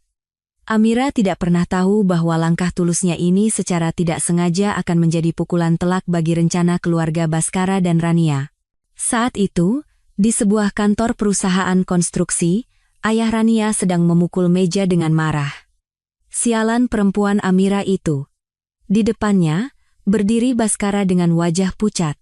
Di hadapan mereka, tergeletak sebuah koran bisnis yang memuat berita proyek Jiwasutra sebagai berita utama. Kamu tahu di mana desa itu? Geram ayah Rania. Tepat di sebelah tanah yang susah payah kita akuisisi untuk dibangun resor. Sekarang pemerintah sudah menyetujui proyek pelestarian budaya perempuan itu. Mereka menetapkannya sebagai cagar budaya, dan rencana akuisisi kita jadi sia-sia. Semua investasi awal kita terancam hangus. Hawa dingin merayap di punggung Bhaskara. Resor itu adalah proyek besar. Kesempatannya untuk membangkitkan kembali kariernya setelah kegagalan baru-baru ini. Ia telah mengerahkan seluruh energi dan koneksinya untuk itu. Rania, yang ada di sana, tergagap. Ayah, mungkin ini hanya kebetulan. Kebetulan? Ayahnya tertawa sinis. Naif sekali kamu. Tidak ada kebetulan seperti itu di dunia ini. Perempuan itu jelas-jelas mengincar kita. Dia ingin menutup semua jalan keluar kita. Bhaskara mengepalkan tangannya begitu erat hingga urat-urat di punggung tangannya menonjol. Ia tidak percaya itu kebetulan. Ia percaya itu adalah balas dendam Amira yang diperhitungkan dengan sempurna. Amira tidak hanya ingin bercerai dan melindungi hartanya, ia ingin menghancurkan karier dan masa depannya sepenuhnya. Campuran antara ketakutan dan kebencian menciptakan paranoia yang beracun. Ia menatap Rania dengan curiga. Apa dia tahu tentang proyek ini sebelumnya? Aku tidak tahu, gagap Rania. Licik sekali, raung Bhaskara. Kita benar-benar dipermainkan olehnya. Di studionya, Amira sedang dengan teliti menggambar detail pertama untuk desa kencana masa depan. Ia sama sekali tidak tahu bahwa tindakan tulusnya secara tidak sengaja telah mendorong orang-orang yang mengkhianatinya ke tepi jurang. Langkah itu, yang dilakukan tanpa perhitungan, adalah langkah yang paling mematikan. Sudah jatuh tertimpa tangga. Pepatah ini sangat cocok untuk Bhaskara saat ini. Sementara ia dan keluarga Rania mencari jalan keluar dari proyek resor yang buntu, sebuah bom lain meledak, benar-benar menghancurkan harapan terakhir mereka. Proyek Pusat Bisnis Internasional Surabaya, karya arsitektur yang menjadi kebanggaan terbesarnya dan yang telah melambungkan namanya, terseret dalam skandal besar. Semuanya berawal dari sebuah unggahan anonim di sebuah forum arsitektur, berisi analisis detail dengan gambar dan video. Unggahan itu mengungkap bahwa gedung yang baru saja selesai dibangun itu sudah menunjukkan retakan serius pada struktur utama dan fondasinya. Penulis, yang mengaku sebagai seorang insinyur sipil yang berhati nurani, menunjukkan bahwa material yang digunakan, terutama besi tulangan dan semen, memiliki spesifikasi jauh di bawah standar desain. Singkatnya, ini adalah kegagalan konstruksi total. Berita yang awalnya hanya beredar di kalangan profesional ini, berkat media sosial, dengan cepat menjadi badai di media massa. Koran-koran besar menjadikannya berita utama. Citra gedung pencakar langit yang megah, kebanggaan Surabaya, kini diasosiasikan dengan kata-kata mengerikan seperti konstruksi cacat, gedung kerupuk, dan bom waktu. Perusahaan pengembang dan perusahaan konstruksi ayah Rania segera diselidiki oleh pihak berwenang, dan seluruh proyek dihentikan. Sebagai arsitek utama yang bertanggung jawab atas desain dan pengawasan, Bhaskara menjadi sasaran semua tuduhan. Reputasi yang ia bangun dengan susah payah hancur dalam semalam. Teleponnya berdering tanpa henti, dari wartawan, dari mitra yang membatalkan kontrak, dari penyewa gedung yang menuntut ganti rugi. Ia duduk di kantornya, menatap judul-judul berita sensasional di layar komputernya dengan pandangan kosong. Tidak mungkin. Tidak mungkin. Gumamnya. Berapa banyak usaha yang aku curahkan untuk desain itu? Berapa banyak malam yang aku habiskan di lokasi? Bagaimana ini bisa terjadi? Kemudian, ayah Rania menelepon. Suaranya di seberang telepon seperti raungan binatang buas yang terluka. Baskara, brengsek kamu. Desain macam apa yang kamu buat sampai jadi begini? Kamu menghancurkan kita. Baskara, seolah tersadar, balas berteriak. Ini bukan salahku. Desainku tidak ada masalah. Ini salah perusahaanmu. Kalian pasti mengganti material untuk mencuri uang. Jangan omong kosong, balas lawannya sinis. Semua sesuai gambarmu. Kamu arsitek utamanya, kamu yang tanggung jawab. Aliansi yang terjalin karena keuntungan itu hancur total. Mereka saling menyalahkan dengan panik, mencoba keluar dari lumpur. Setelah menutup telepon, Baskara terengah-engah dan gemetar. Ia merasa terpojok, dikelilingi kegelapan tanpa jalan keluar. Dalam ketakutan dan keputusasaan, pikirannya terpaku pada satu nama, Amira. Pasti dia. Paranoia beracun menguasainya. Waktunya terlalu pas. Pertama resor, sekarang gedung di Surabaya. Semua yang berhubungan denganku hancur, ini bukan kebetulan. Pasti dia yang menyewa orang untuk menyelidiki, mencari titik lemahku, dan membocorkan informasi untuk menjatuhkanku. Dia ingin balas dendam. Bukan hanya cerai, tapi menghancurkan semua yang kumiliki, menyeretku ke lumpur agar aku tidak bisa bangkit lagi. Pikiran itu melilit jantungnya seperti ular berbisa. Ia tidak lagi melihat Amira sebagai mantan istri yang patut dikasihani. Ia melihatnya sebagai musuh yang berbahaya, seorang wanita dengan pikiran licik dan menakutkan yang mengendalikan benang dari balik bayang-bayang. Wajahnya mengeras karena benci dan ketakutan absolut. Sementara dunia Baskara dilanda badai, kehidupan Amira luar biasa tenang. Ia menghabiskan sebagian besar waktunya di studio desain atau mengunjungi perpustakaan dan museum untuk mencari bahan dan inspirasi untuk proyek Crystal View. Sore itu, ia berada di sebuah rumah sakit swasta di Jakarta. Tempat yang tidak ia sukai, tetapi ia harus datang. Pak Sentot, seorang maestro batik dan guru pertamanya, dirawat di sana karena stroke ringan. Setelah mengunjungi kamarnya, mengobrol, dan memastikan beliau beristirahat, Amira pergi. Dalam perjalanan menuju lift, ia melewati bangsal anak-anak. Ia berniat terus berjalan, tetapi tangisan pilu seorang anak tanpa sadar menghentikan langkahnya. Di ruang tunggu depan sebuah klinik, sosok yang familiar menarik perhatiannya. Rania. Ia tidak lagi terlihat glamor dan sombong seperti pada pertemuan pertama mereka. Ia mengenakan pakaian biasa yang agak usang, rambutnya acak-acakan. Wajahnya tanpa riasan tampak pucat dan lelah. Di pangkuannya ada Bima kecil. Anak itu menangis keras, wajahnya memerah karena demam tinggi. Rania tampak benar-benar bingung dan putus asa. Hanya bisa mengayun-ayunkan anaknya sambil menatap pintu klinik dengan cemas. Amira berdiri di sudut yang tidak mencolok, mengamati, perasaan rumit yang sulit dijelaskan menyelimutinya. Ia tidak merasakan kegembiraan atau kepuasan melihat kondisi saingannya. Melihat Rania berjuang dengan anaknya yang sakit, ia tidak lagi melihat citra selingkuhan yang menyebalkan, melainkan sosok seorang ibu yang tak berdaya dan khawatir. Dan anak itu benar-benar tidak bersalah. Tangisannya tidak mengandung kepalsuan atau perhitungan, hanya rasa sakit di tubuh kecilnya. Ia tidak pantas menanggung akibat dari kesalahan orang dewasa. Rasa perih yang pahit menusuknya. Ia bukan seorang santa dan tidak bisa memaafkan apa yang telah mereka lakukan padanya. Tetapi pada saat itu, melihat seorang anak menangis kesakitan, ia tidak bisa merasakan kebencian.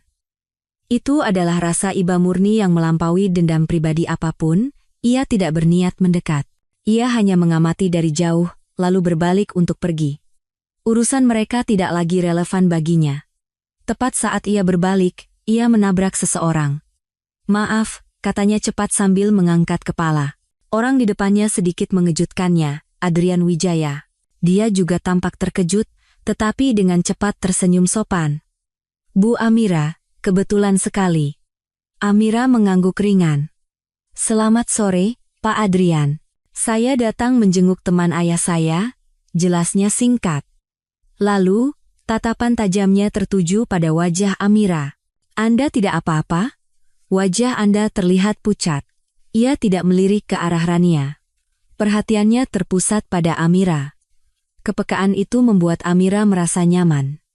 Ia mencoba tersenyum dan menggelengkan kepala.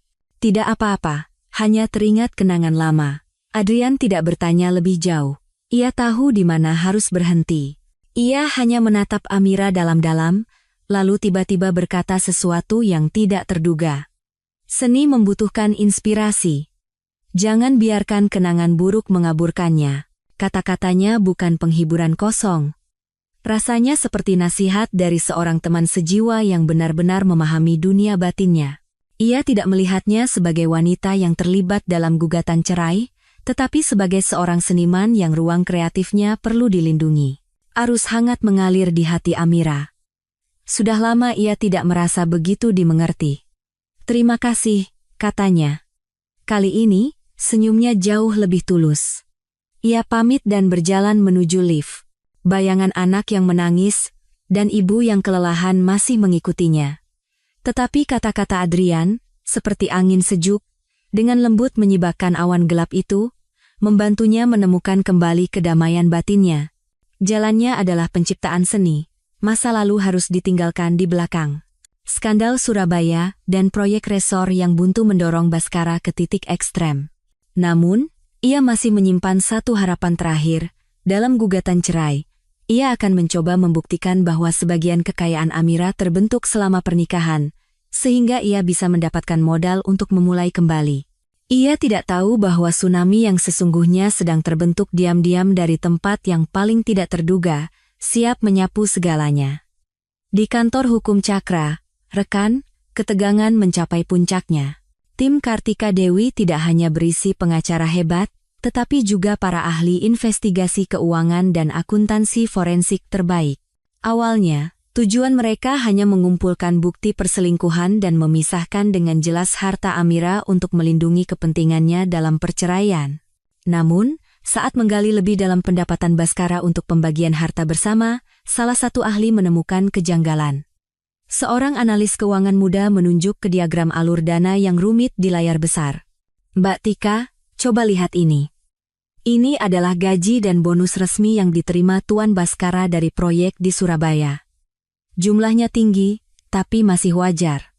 Tapi saat kami melacak transaksi yang melibatkan perusahaan konstruksi ayah Rania, kami menemukan pengeluaran aneh." Ia memperbesar serangkaian transaksi. Sejumlah besar dana proyek ditransfer ke beberapa perusahaan pemasok material konstruksi. Yang mencurigakan, perusahaan-perusahaan ini baru didirikan sesaat sebelum proyek dimulai, mereka tidak punya rekam jejak, dan alamat kantornya tidak jelas. Kartika menyipitkan matanya. Naluri profesionalnya langsung mengatakan ada sesuatu yang salah. "Lanjutkan." Analis itu mengangguk. Setelah menerima uang, perusahaan-perusahaan fiktif ini, setelah memotong sebagian kecil, mentransfer hampir seluruh dana ke puluhan rekening pribadi lain melalui banyak transaksi kecil yang tidak mencolok, butuh waktu lama untuk melacak jejak uang ini. Ia berhenti sejenak, menarik napas dalam-dalam, lalu menunjuk sebuah nama di layar. Dan akhirnya, sebagian besar uang itu mengalir ke sebuah rekening di luar negeri. Pemilik rekening itu adalah Baskara Aditama. Seluruh ruang rapat hening, semua orang mengerti keseriusan masalah ini. Ini bukan lagi sekadar kasus perceraian perdata. Ini adalah kasus kejahatan ekonomi terorganisir, penggelapan, dan pencucian uang. Salah satu dari ini saja sudah cukup untuk mengirim Baskara dan ayah Rania ke penjara. Sekarang semuanya masuk akal. Karier cemerlang Baskara, kehidupan mewahnya di Surabaya, bukan hanya berasal dari bakatnya sebagai arsitek. Itu dibangun di atas dana ilegal. Ia bukan hanya suami yang tidak setia, ia adalah seorang kriminal.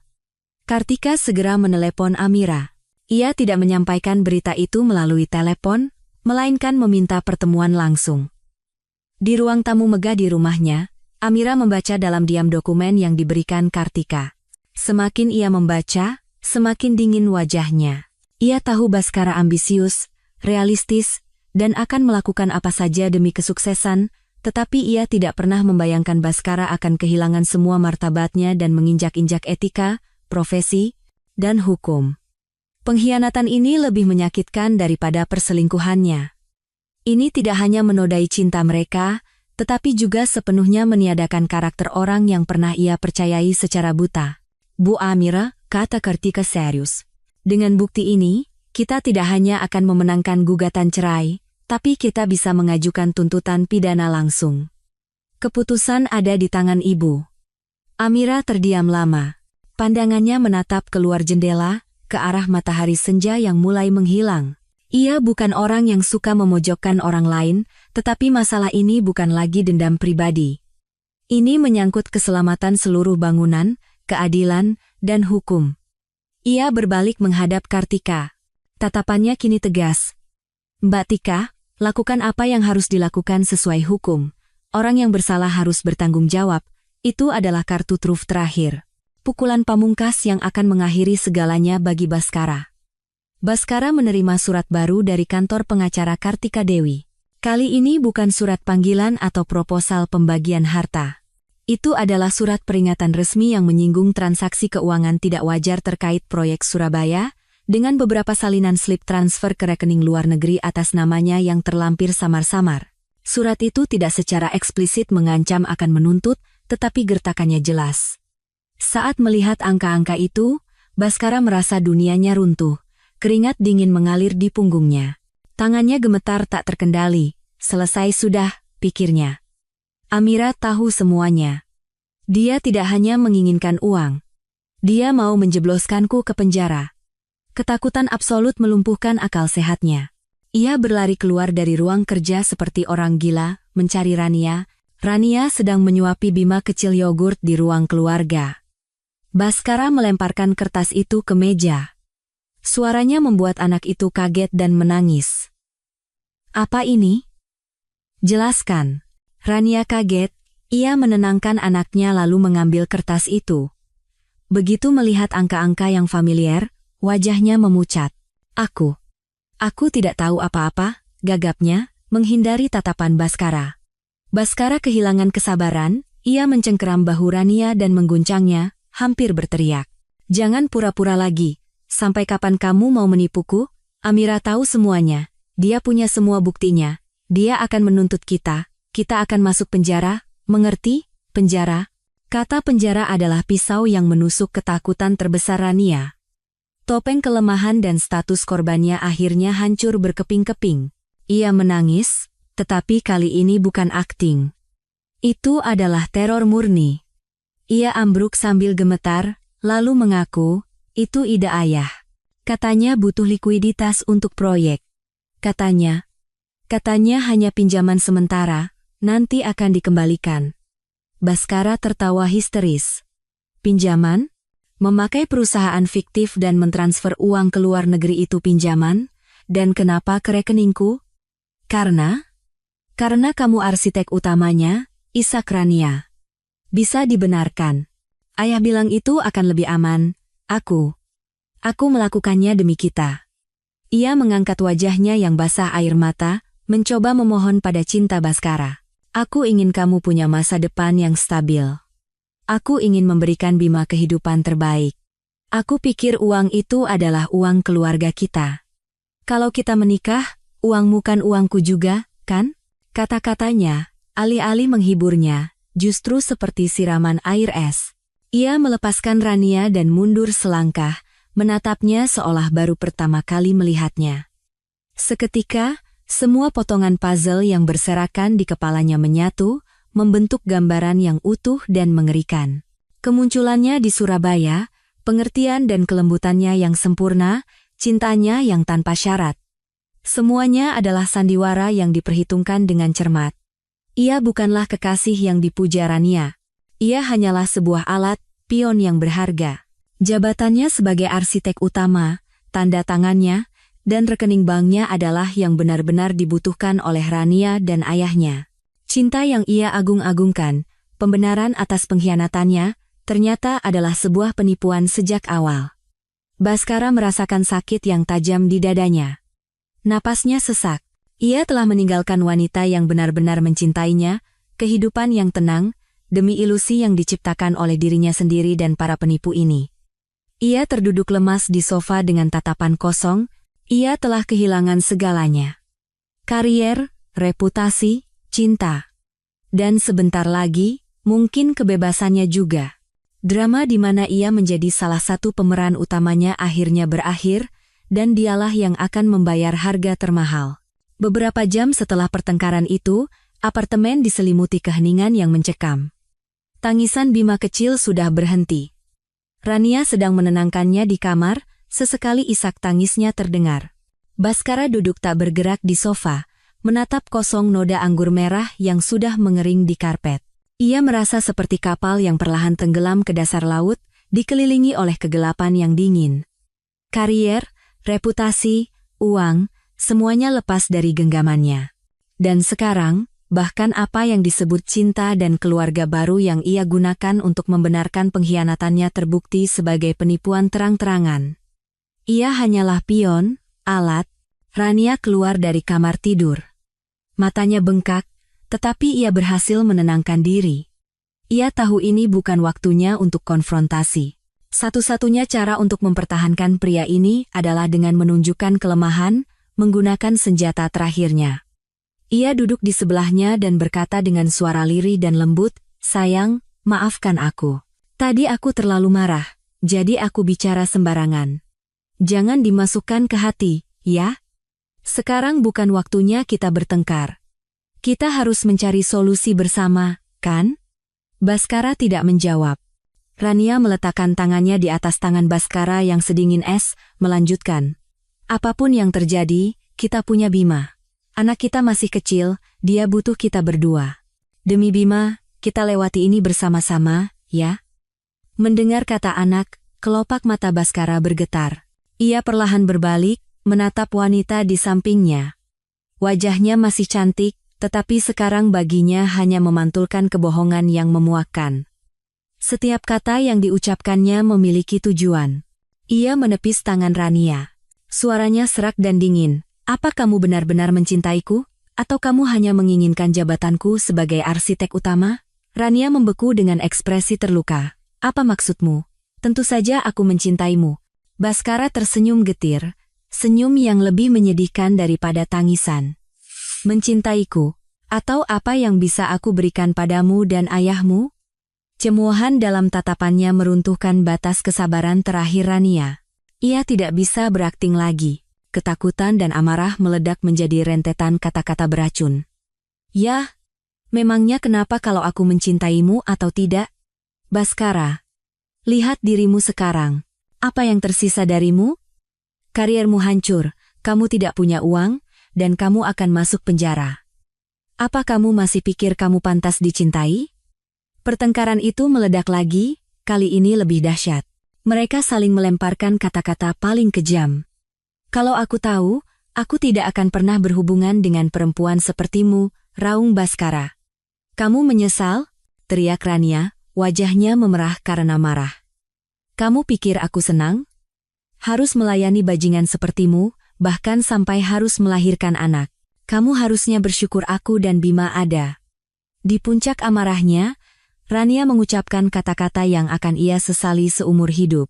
Kata-kata yang tampaknya biasa saja, tetapi menjadi pukulan telak bagi titik lemah terakhir Baskara. Ia tersenyum sinis. Nadanya penuh ejekan. "Kalau bukan karena anak ini, apa gunanya kamu bagi kami?" Seolah petir menyambar Baskara. Dunia di sekitarnya berhenti. Teriakan, tangisan, suara barang pecah, semuanya lenyap. Di kepalanya, hanya bergema kata-kata terakhir Rania. "Kalau bukan karena anak ini, apa gunanya kamu bagi kami?" Guna, anak. Kecurigaan yang mengerikan, yang sebelumnya tidak pernah berani ia pikirkan, muncul seperti monster dari dalam benaknya. Ia berbalik perlahan. Tatapannya tidak lagi menunjukkan amarah, hanya dingin yang menakutkan. Ia menatap ke arah kamar tidur tempat Bima tertidur. Anak yang ia banggakan ke seluruh dunia, putranya, anak yang menyandang nama keluarganya, pewarisnya. Apakah Bima benar-benar mirip dengannya, atau itu hanya imajinasinya? Rania melihat ekspresi Baskara dan merasakan firasat buruk. Ia sadar telah salah bicara dan mencoba memperbaikinya. Bukan, maksudku bukan begitu. Aku hanya marah dan asal bicara. Tapi Baskara tidak lagi mendengarkannya. Tanpa kata, ia bangkit dengan tenang, masuk ke ruang kerja, dan mengunci pintu. Malam itu, saat Rania dan anaknya tertidur, ia diam-diam masuk ke kamar tidur. Ia menatap anak itu, bukan dengan mata seorang ayah, tetapi dengan mata seorang penyelidik. Dengan hati-hati, ia mengambil beberapa helai rambut tipis dari bantal anak itu, membungkusnya dengan tisu bersih. Lalu, ia mencabut sehelai rambutnya sendiri. Ia memegang kedua sampel itu. Jantungnya berdebar kencang. Ia harus tahu kebenarannya. Berapapun harganya, ia harus tahu kebenaran terakhir ini. Beberapa hari berikutnya berlalu dalam suasana mencekam. Baskara dan Rania tidak bertukar sepatah kata pun. Ia berkeliaran di dalam rumah seperti bayangan, sementara Rania hidup dalam ketakutan, tidak berani bertanya apa yang ia lakukan malam itu. Baskara menghabiskan sebagian besar waktunya di depan komputer, bukan bekerja, tetapi terus-menerus merefresh email pribadinya. Ia menunggu putusan akhir atas hidupnya yang tragis. Ia telah mengirimkan kedua sampel rambut itu melalui jasa kurir anonim ke sebuah laboratorium tes DNA terkemuka. Mereka berjanji akan mengirimkan hasilnya melalui email dalam 3-4 hari kerja. Setiap detik penantian adalah siksaan. Ia tidak bisa tidur. Berat badannya turun drastis, janggutnya tumbuh tak terawat. Ia tampak seperti menua 10 tahun. Kadang-kadang, ia tanpa sadar menatap Bima yang sedang bermain, mencoba mencari fitur yang familiar di wajah anak itu, sesuatu yang mirip dengannya. Tapi semakin ia mencari, anak itu terasa semakin asing. Senyumnya, tatapannya, tidak ada satupun yang mirip dengannya. Pada sore hari ketiga, saat ia sedang duduk melamun, notifikasi email baru muncul di layar. Jantung Baskara berhenti berdetak. Pengirim: Pusat Forensik Genetika. Subjek: hasil tes DNA, referensi Theta. Tangannya gemetar saat mengarahkan mouse ke email itu. Ia menarik napas dalam-dalam, mengumpulkan semua keberaniannya, dan mengklik. Ada file PDF terlampir. Ia membukanya. Laporan itu disajikan secara ilmiah dan dingin. Serangkaian penanda genetik, istilah teknis rumit yang tidak ia mengerti, tapi ia tidak perlu memahaminya. Matanya terpaku pada kesimpulan akhir yang ditulis dengan huruf tebal di dalam kotak. Analisis, kesimpulan. Berdasarkan analisis 24 penanda gen STR, perbandingan antara sampel dari terduga ayah, Baskara Aditama, dan sampel dari anak, Bima, menunjukkan ketidakcocokan pada 15 lokus genetik. Sesuai standar identifikasi genetik, disimpulkan bahwa sampel terduga ayah dan sampel anak tidak memiliki hubungan biologis sebagai ayah dan anak. Tidak memiliki hubungan biologis. Beberapa kata itu bagaikan palu yang menghantam kepala Baskara. Pada saat itu, dunianya hancur berkeping-keping. Semua suara lenyap. Suara televisi di ruang tamu, tawa Bima, tidak ada yang terdengar. Hanya raungan panik yang bergema di dalam dadanya sendiri. Ia telah kehilangan karier, reputasi, uang. Ia telah kehilangan wanita yang benar-benar mencintainya, dan sekarang, hal terakhir yang ia pegang teguh kebanggaan memiliki seorang putra, pewaris darahnya juga hilang. Semuanya sandiwara. Sandiwara sempurna di mana ia adalah korban sekaligus pemeran pembantu yang bodoh. Ia tidak hanya ditipu soal uang dan cinta, ia ditipu untuk membesarkan anak laki-laki lain. Penghinaan ini lebih menyakitkan daripada perceraian dengan Amira, lebih mengerikan daripada masuk penjara. Tawa kering dan mengerikan keluar dari tenggorokannya. Ia mulai tertawa semakin keras, semakin panik. Ia menertawakan kebodohannya, menertawakan kelicikan orang-orang yang menipunya, menertawakan hidupnya yang menyedihkan. Air mata mengalir dari matanya, bercampur dengan tawanya yang kasar. Ia menundukkan kepalanya ke keyboard. Bahunya yang lebar bergetar hebat. Dulu, ia berada di puncak, memiliki segalanya. Tapi karena satu keputusan yang salah, karena keserakahan dan egoisme, ia telah menghancurkan segalanya dengan tangannya sendiri. Dan sekarang, ia tidak punya apa-apa lagi. Benar-benar tidak ada. Kehancuran Baskara terjadi lebih cepat dari yang dibayangkan siapapun. Setelah pukulan terakhir mengenai status anak itu, ia menjadi cangkang kosong. Ia tidak lagi berdebat atau berteriak. Dengan keheningan yang menakutkan, ia mengusir Rania dan anak itu dari apartemen. Ia telah kehilangan segalanya. Kantor arsitekturnya memecatnya untuk menghindari masalah. Mitra-mitra lamanya memunggunginya. Teman-temannya menghindarinya. Rekeningnya dibekukan. Ia menghadapi rentetan tuntutan hukum dari pengembang dan klien. Apartemen mewahnya terancam disita oleh bank. Dari seorang arsitek berbakat di puncak, ia jatuh ke jurang tanpa jaring pengaman. Di hari-hari tergelap dan paling putus asanya, saat alkohol atau rokok tak mampu meringankan penderitaannya, satu-satunya bayangan yang muncul di benaknya adalah sosok Amira. Bukan Amira jiwa sutra yang cemerlang dan tak terjangkau sekarang, tetapi Amira yang dulu, istri yang lembut dan pengertian yang selalu ada di sisinya di saat-saat tersulit. Dia adalah sedotan terakhirnya. Dengan sisa tenaga terakhirnya, ia pergi ke rumah megah Amira. Ia tidak lagi mengenakan setelan mahal. Kemeja kusut dan pudar, celana lusuh, janggut yang tidak dicukur berhari-hari, rambut acak-acakan, mata cekung dan merah. Ia tampak seperti gelandangan, ia bahkan tidak bisa melewati gerbang. Satpam menatapnya dengan pandangan menghina dan menghalanginya. Ia terpaksa menunggu di seberang jalan, berharap bisa melihat Amira sekilas. Ia menunggu dari pagi hingga senja. Saat lampu jalan mulai menyala, akhirnya Bentley hitam yang familiar itu kembali. Saat mobil berhenti di depan gerbang, ia berlari. Amira. Amira baru saja turun dari mobil. Melihat kondisi Baskara, ia tidak menunjukkan keterkejutan sedikitpun, seolah sudah menduganya. Tatapannya tenang, tanpa gejolak. Sopir dan satpam hendak turun tangan, tetapi Amira menggelengkan kepala. Ia memberi isyarat agar mereka mundur dan menatap pria di hadapannya. "Apa yang kamu inginkan dariku?" Suaranya datar dan dingin, seolah berbicara dengan orang yang sama sekali asing.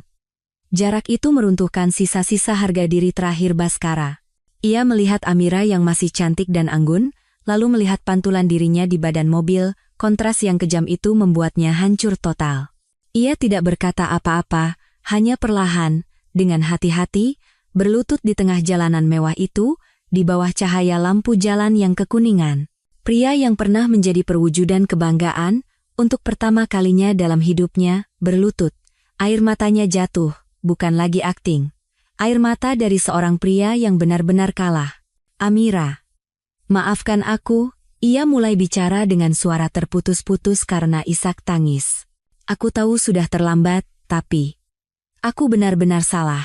Ia menceritakan segalanya. Bagaimana ia dimanfaatkan oleh Rania dan ayahnya, bisnis ilegal mereka, bagaimana ia buta mempercayai cinta palsu, dan akhirnya, ia mengakui kebenaran yang paling menyakitkan dan memalukan. Anak itu bukan anakku. Aku telah membesarkan anak laki-laki lain. Amira, aku ini bodoh, aku ini badut.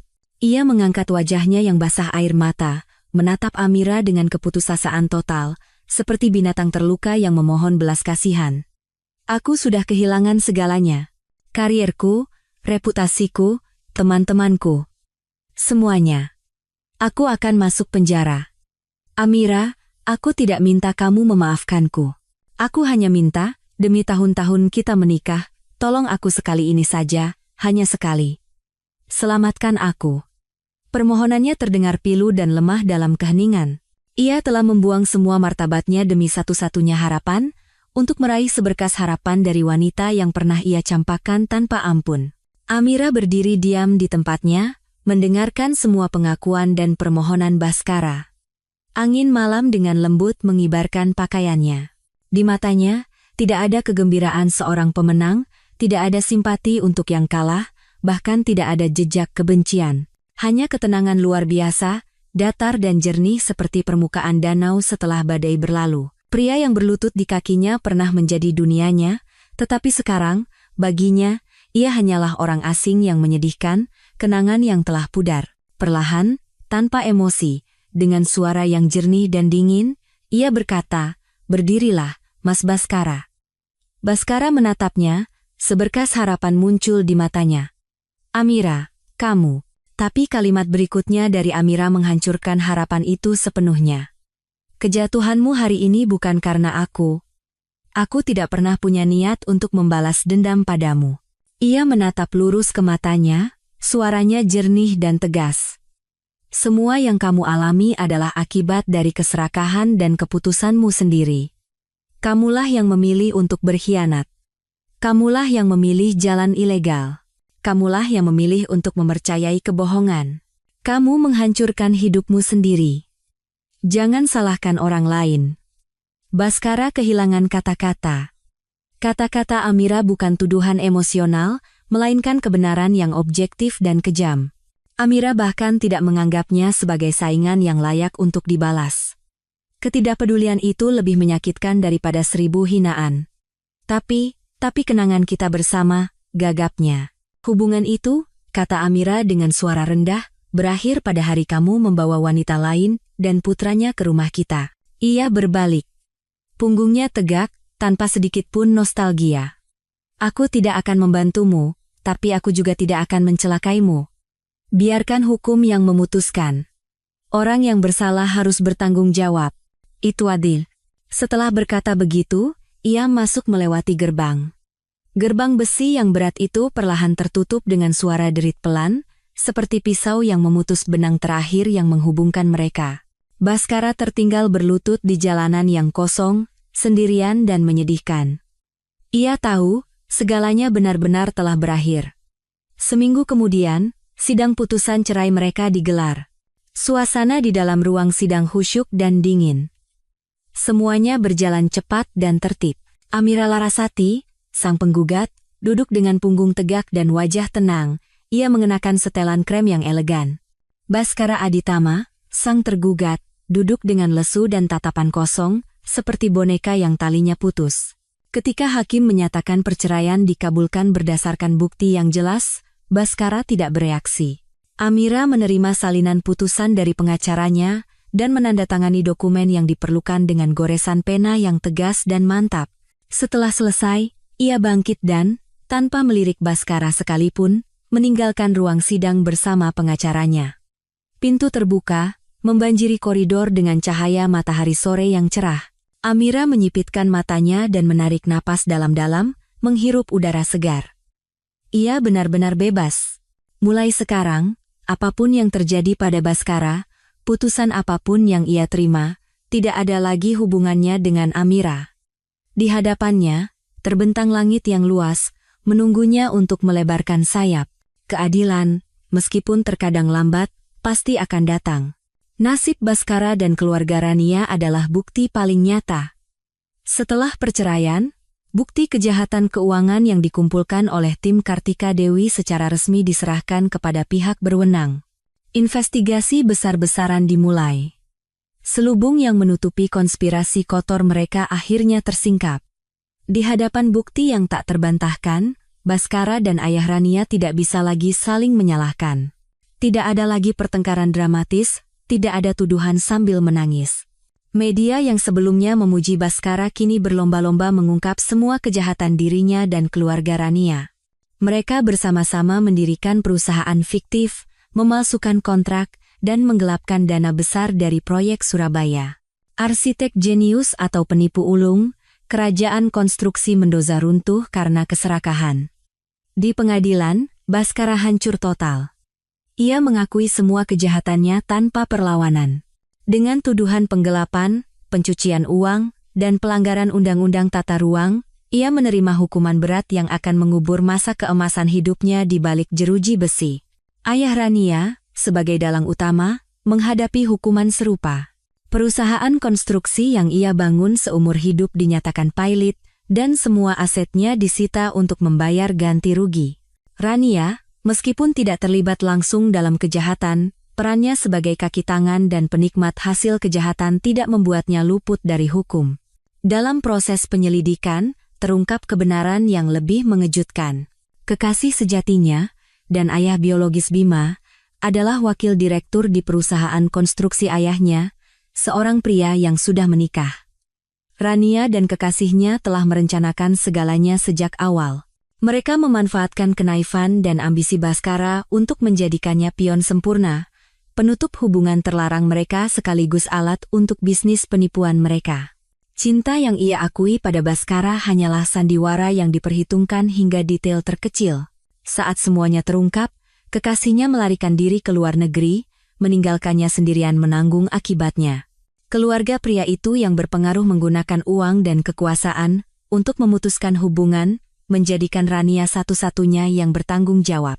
Tanpa uang, tanpa dukungan, dan tanpa kecantikannya yang dulu, menghadapi hukuman percobaan dan utang yang sangat besar, Rania akhirnya membayar harga untuk intrik dan keserakahannya. Bima kecil, tanpa ada yang merawat, akhirnya diserahkan ke panti asuhan. Sementara itu, Ibu Wati, Ibu Bhaskara, tidak kuat menahan guncangan saat mendengar putra satu-satunya masuk penjara dan hartanya lenyap. Ia menderita stroke parah yang membuatnya lumpuh separuh badan, menghabiskan sisa hidupnya di rumah sakit dengan perawatan dari perawat. Mimpinya memiliki cucu pewaris dan menantu kaya yang akan menopangnya sirna, hanya menyisakan penderitaan dan penyesalan di kamar rumah sakit yang dingin. Masing-masing menuai apa yang mereka tanam. Pusaran keserakahan, pengkhianatan, dan kebohongan akhirnya menghancurkan dirinya sendiri, mengembalikan kedamaian kepada mereka yang tidak bersalah. Beberapa bulan kemudian, ketika kebisingan kasus itu mereda, kehidupan Amira telah sepenuhnya kembali ke orbitnya yang cemerlang dan damai. Ia tidak lagi tertarik pada berita tentang orang-orang itu.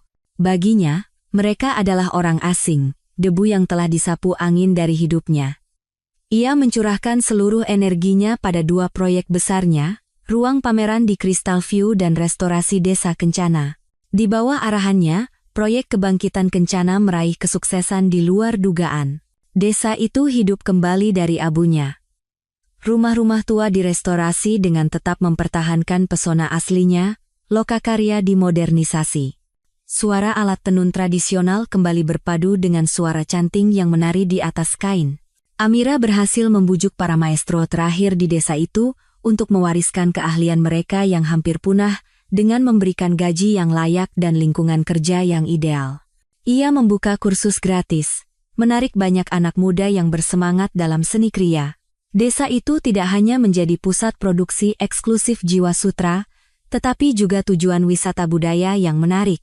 Proyek ini tidak hanya memberikan keuntungan ekonomi, tetapi yang terpenting, menghidupkan kembali nilai budaya yang berada di ambang kepunahan. Reputasi Jiwa Sutra mencapai tingkat yang baru. Bukan lagi sekadar merek mewah, tetapi merek yang memiliki hati nurani dan nilai kemanusiaan yang mendalam. Amira yang sekarang telah benar-benar berubah. Ia bukan lagi ibu rumah tangga yang terkurung di dapur, bukan juga wanita besi yang selalu defensif. Ia menemukan keseimbangan sempurna dalam hidup. Ia adalah pemimpin yang tegas dan seniman yang kreatif. Di luar pekerjaan, ia kembali menjadi dirinya sendiri. Ia menghabiskan waktu membaca, minum teh, merangkai bunga. Ia melakukan perjalanan jauh sendirian, dari Gunung Bromo hingga desa-desa putih di Sumba, untuk mencari inspirasi dan memperkaya jiwanya. Ia menjalani kehidupan yang bebas dan penuh, tanpa belenggu. Ia tidak mencari hubungan baru, juga tidak takut kesepian. Ia menyadari bahwa kebahagiaan sejati tidak datang dari kehadiran seorang pria, tetapi dari kepenuhan dan kedamaian jiwanya sendiri. Ia telah menemukan versi dirinya yang lebih baik, lebih kuat, dan lebih bahagia dari sebelumnya. Musim gugur di Yogyakarta seindah lukisan cat air. Daun-daun ginkgo keemasan gugur dengan lembut di atas halaman pendopo yang tenang. Atap joglo kuno terpantul di kolam yang tenang. Amira berada di sana untuk perjalanan yang menggabungkan pengawasan proyek pengrajin dan pencarian inspirasi untuk koleksi berikutnya. Setelah menyelesaikan pekerjaannya, ia menghadiahkan dirinya sendiri sore yang tenang dengan berjalan-jalan di sekitar Taman Sari, kompleks peninggalan keraton yang penuh sejarah. Ia mengenakan gaun sutra panjang berwarna biru langit, rambutnya tergerai, dan di tangannya ada sebuah kamera film tua. Ia menghindari keramaian, memilih jalan setapak yang paling sepi, merasakan harmoni yang halus antara arsitektur, vegetasi, dan air. Saat ia sedang berada di sebuah jembatan kecil, mengamati ikan koi di kolam, sebuah suara yang hangat dan familiar terdengar di belakangnya. Jika saya tidak salah, Beginilah cara seorang seniman sejati mencari inspirasi, Amira berbalik. Sedikit keterkejutan muncul di matanya. Beberapa langkah darinya, berdiri Adrian Wijaya, tersenyum lembut. Ia tidak mengenakan setelan bisnis, melainkan jaket abu-abu muda dan celana santai. Ia terlihat lebih dekat dan lebih santai, bukan seperti seorang presiden direktur konglomerat. Pak Adrian, kebetulan sekali. Ada urusan apa di Yogyakarta? Adrian mendekat dan bersandar di pagar jembatan di sebelahnya. Saya punya proyek hotel butik seni di sini. Sesekali saya datang untuk mengawasi, sekaligus untuk lari dari hiruk-pikuk Jakarta. Sepertinya hobi kita mirip. Mereka tidak berkata apa-apa lagi, hanya diam menatap pemandangan. Tapi itu bukan keheningan yang canggung, justru sebaliknya. Seolah keduanya saling memahami dan menghormati ruang masing-masing. Setelah beberapa saat, Adrian memecah keheningan. Proyek desa kencana Anda, saya sudah mendengarnya. Itu adalah hal yang sangat berarti. Anda bukan hanya seniman berbakat, tetapi juga orang yang berhati besar. Amira menggelengkan kepala. Saya hanya melakukan apa yang saya yakini benar. Seni batik telah memberi saya segalanya, jadi saya harus melakukan sesuatu untuk membalas akarnya. Mereka mulai berjalan bersama menyusuri lorong-lorong berliku dan taman-taman yang terawat. Percakapan mereka bukan tentang bisnis atau kontrak miliaran. Mereka berbicara tentang arsitektur era Mataram, filosofi ukiran, dan bagaimana cahaya dan bayangan berubah di atas air seiring berjalannya waktu. Adrian memiliki pengetahuan yang mendalam tentang budaya dan seni. Interpretasinya selalu segar dan memikat, sementara Amira, dengan mata seorang seniman, melihat keindahan yang halus dan emosi tersembunyi di setiap sudut yang mungkin dilewatkan oleh orang biasa. Mereka adalah dua jiwa yang sefrekuensi, menemukan pemahaman dan resonansi tanpa perlu banyak kata. Saat melewati sebuah galeri, Adrian berhenti di depan sebuah relief yang menggambarkan singa, elang, dan rusa, simbol kebangsawanan dan kekuatan. Ia menatap Amira, tatapannya dalam dan tulus. Melihat Anda hari ini, saya benar-benar mengerti arti kata keanggunan. Itu tidak datang dari pakaian mewah atau perhiasan mahal. Itu datang dari kekuatan setelah melewati badai, dari kedamaian setelah melepaskan dendam. Bu Amira, saya benar-benar mengagumi Anda. Kata-katanya bukan rayuan kosong.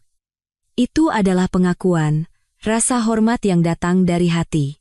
Untuk pertama kalinya, seorang pria melihat menembus dirinya, mengaguminya bukan karena ia adalah direktur jiwa sutra yang kaya, tetapi hanya karena ia adalah Amira. Perasaan hangat dan lembut menyebar di hati Amira.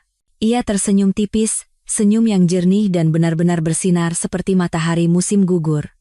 Terima kasih, Pak Adrian. Mereka tidak berbicara tentang masa depan, tidak membuat janji apapun. Hanya sore hari berjalan-jalan bersama, berbagi pemikiran tentang seni dan kehidupan. Tetapi sepercik api halus, yang didasarkan pada pemahaman dan rasa hormat, tampaknya menyala di tengah suasana Yogyakarta yang tenang dan kuno. Amira kembali ke rumahnya di Jakarta pada suatu sore akhir pekan. Cahaya keemasan matahari senja masuk melalui jendela besar, mewarnai setiap ruang. Ia menyiapkan sepoci teh melati, aromanya yang murni memenuhi ruangan. Dengan cangkir teh hangat di tangan, ia berdiri di dekat jendela, diam-diam memandangi cakrawala kota, gedung-gedung pencakar langit masih berdiri megah, lalu lintas mengalir tanpa henti. Jakarta masih semeriah dan sesibuk biasanya, tetapi cara pandang orang yang melihatnya telah berubah total. Di benaknya, tidak ada lagi bayangan Baskara atau Rania. Orang-orang itu, cerita itu, telah benar-benar menjadi masa lalu, seperti mimpi buruk yang meskipun meninggalkan bekas luka, tidak lagi menyakitkan. Ia telah belajar memaafkan, bukan mereka, tetapi dirinya sendiri, agar bisa melangkah maju dengan ringan. Sebuah pikiran sekilas tentang sore di Yogyakarta, tentang tatapan mata yang dalam dan pria yang sefrekuensi itu, memunculkan senyum tipis di bibirnya. Itu adalah pertemuan yang indah, sebuah kemungkinan di masa depan, tetapi ia tidak mengharapkan atau terburu-buru. Kebahagiaannya tidak lagi bergantung pada ada atau tidaknya seorang pria di sisinya. Ia meletakkan cangkir tehnya dan naik ke lantai 3, ke studio pribadinya. Ruangan itu selalu rapi dan sunyi. Bau sutra baru bercampur dengan aroma cendana menciptakan suasana yang menenangkan jiwanya. Ia mendekati sebuah kuda-kuda kosong dengan pembidang sulam kayu yang terpasang. Ia tidak memilih sutra berwarna-warni, melainkan mengeluarkan sepotong sutra putih bersih kualitas terbaik, sehalus dan selembut kulit bayi. Dengan jari-jarinya yang panjang dan lentik, ia dengan hati-hati meregangkan kain itu di atas pembidang. Setiap gerakan terampil dan penuh konsentrasi. Kain putih itu terbentang sempurna, tanpa satupun kerutan. Bagaikan selembar kanvas kosong yang menunggu cerita baru untuk ditulis. Ia duduk dan membuka kotak benang sulamnya. Ratusan gulungan benang dari setiap warna yang bisa dibayangkan berkilauan di bawah cahaya, tertata rapi. Ia tidak terburu-buru memilih, hanya diam memandanginya. Sementara itu, ide dan garis mulai terbentuk di benaknya. Apa yang akan ia sulam di kain ini? Feniks yang menyala-nyala, simbol kebangkitannya? Magnolia putih bersih, simbol kedamaian batinnya? Atau pemandangan gunung dan sungai yang megah, simbol kebebasannya? Ia tidak tahu, dan ia tidak perlu memutuskan sekarang juga. Hidupnya kini seperti kain putih itu. Bentuk dan warna apa yang akan diambil di masa depan sepenuhnya adalah pilihannya, di tangannya sendiri. Ia mengambil segulung benang berwarna biru toska, warna harapan dan awal yang baru. Dengan jari-jari yang lincah, ia memasukkan benang itu ke dalam jarum perak. Di bawah cahaya lampu kuning yang hangat, Amira duduk dengan punggung tegak, tatapan fokus, dan membungkuk. Ia menusukkan jarumnya ke kain sutra putih bersih, membuat jahitan pertamanya. Satu jahitan, lalu satu lagi. Pelan, mantap, dan penuh percaya diri. Dengan tangannya sendiri, ia sedang menyulam permadani masa depannya. Masa depan yang cerah, bebas, dan ia tentukan sendiri.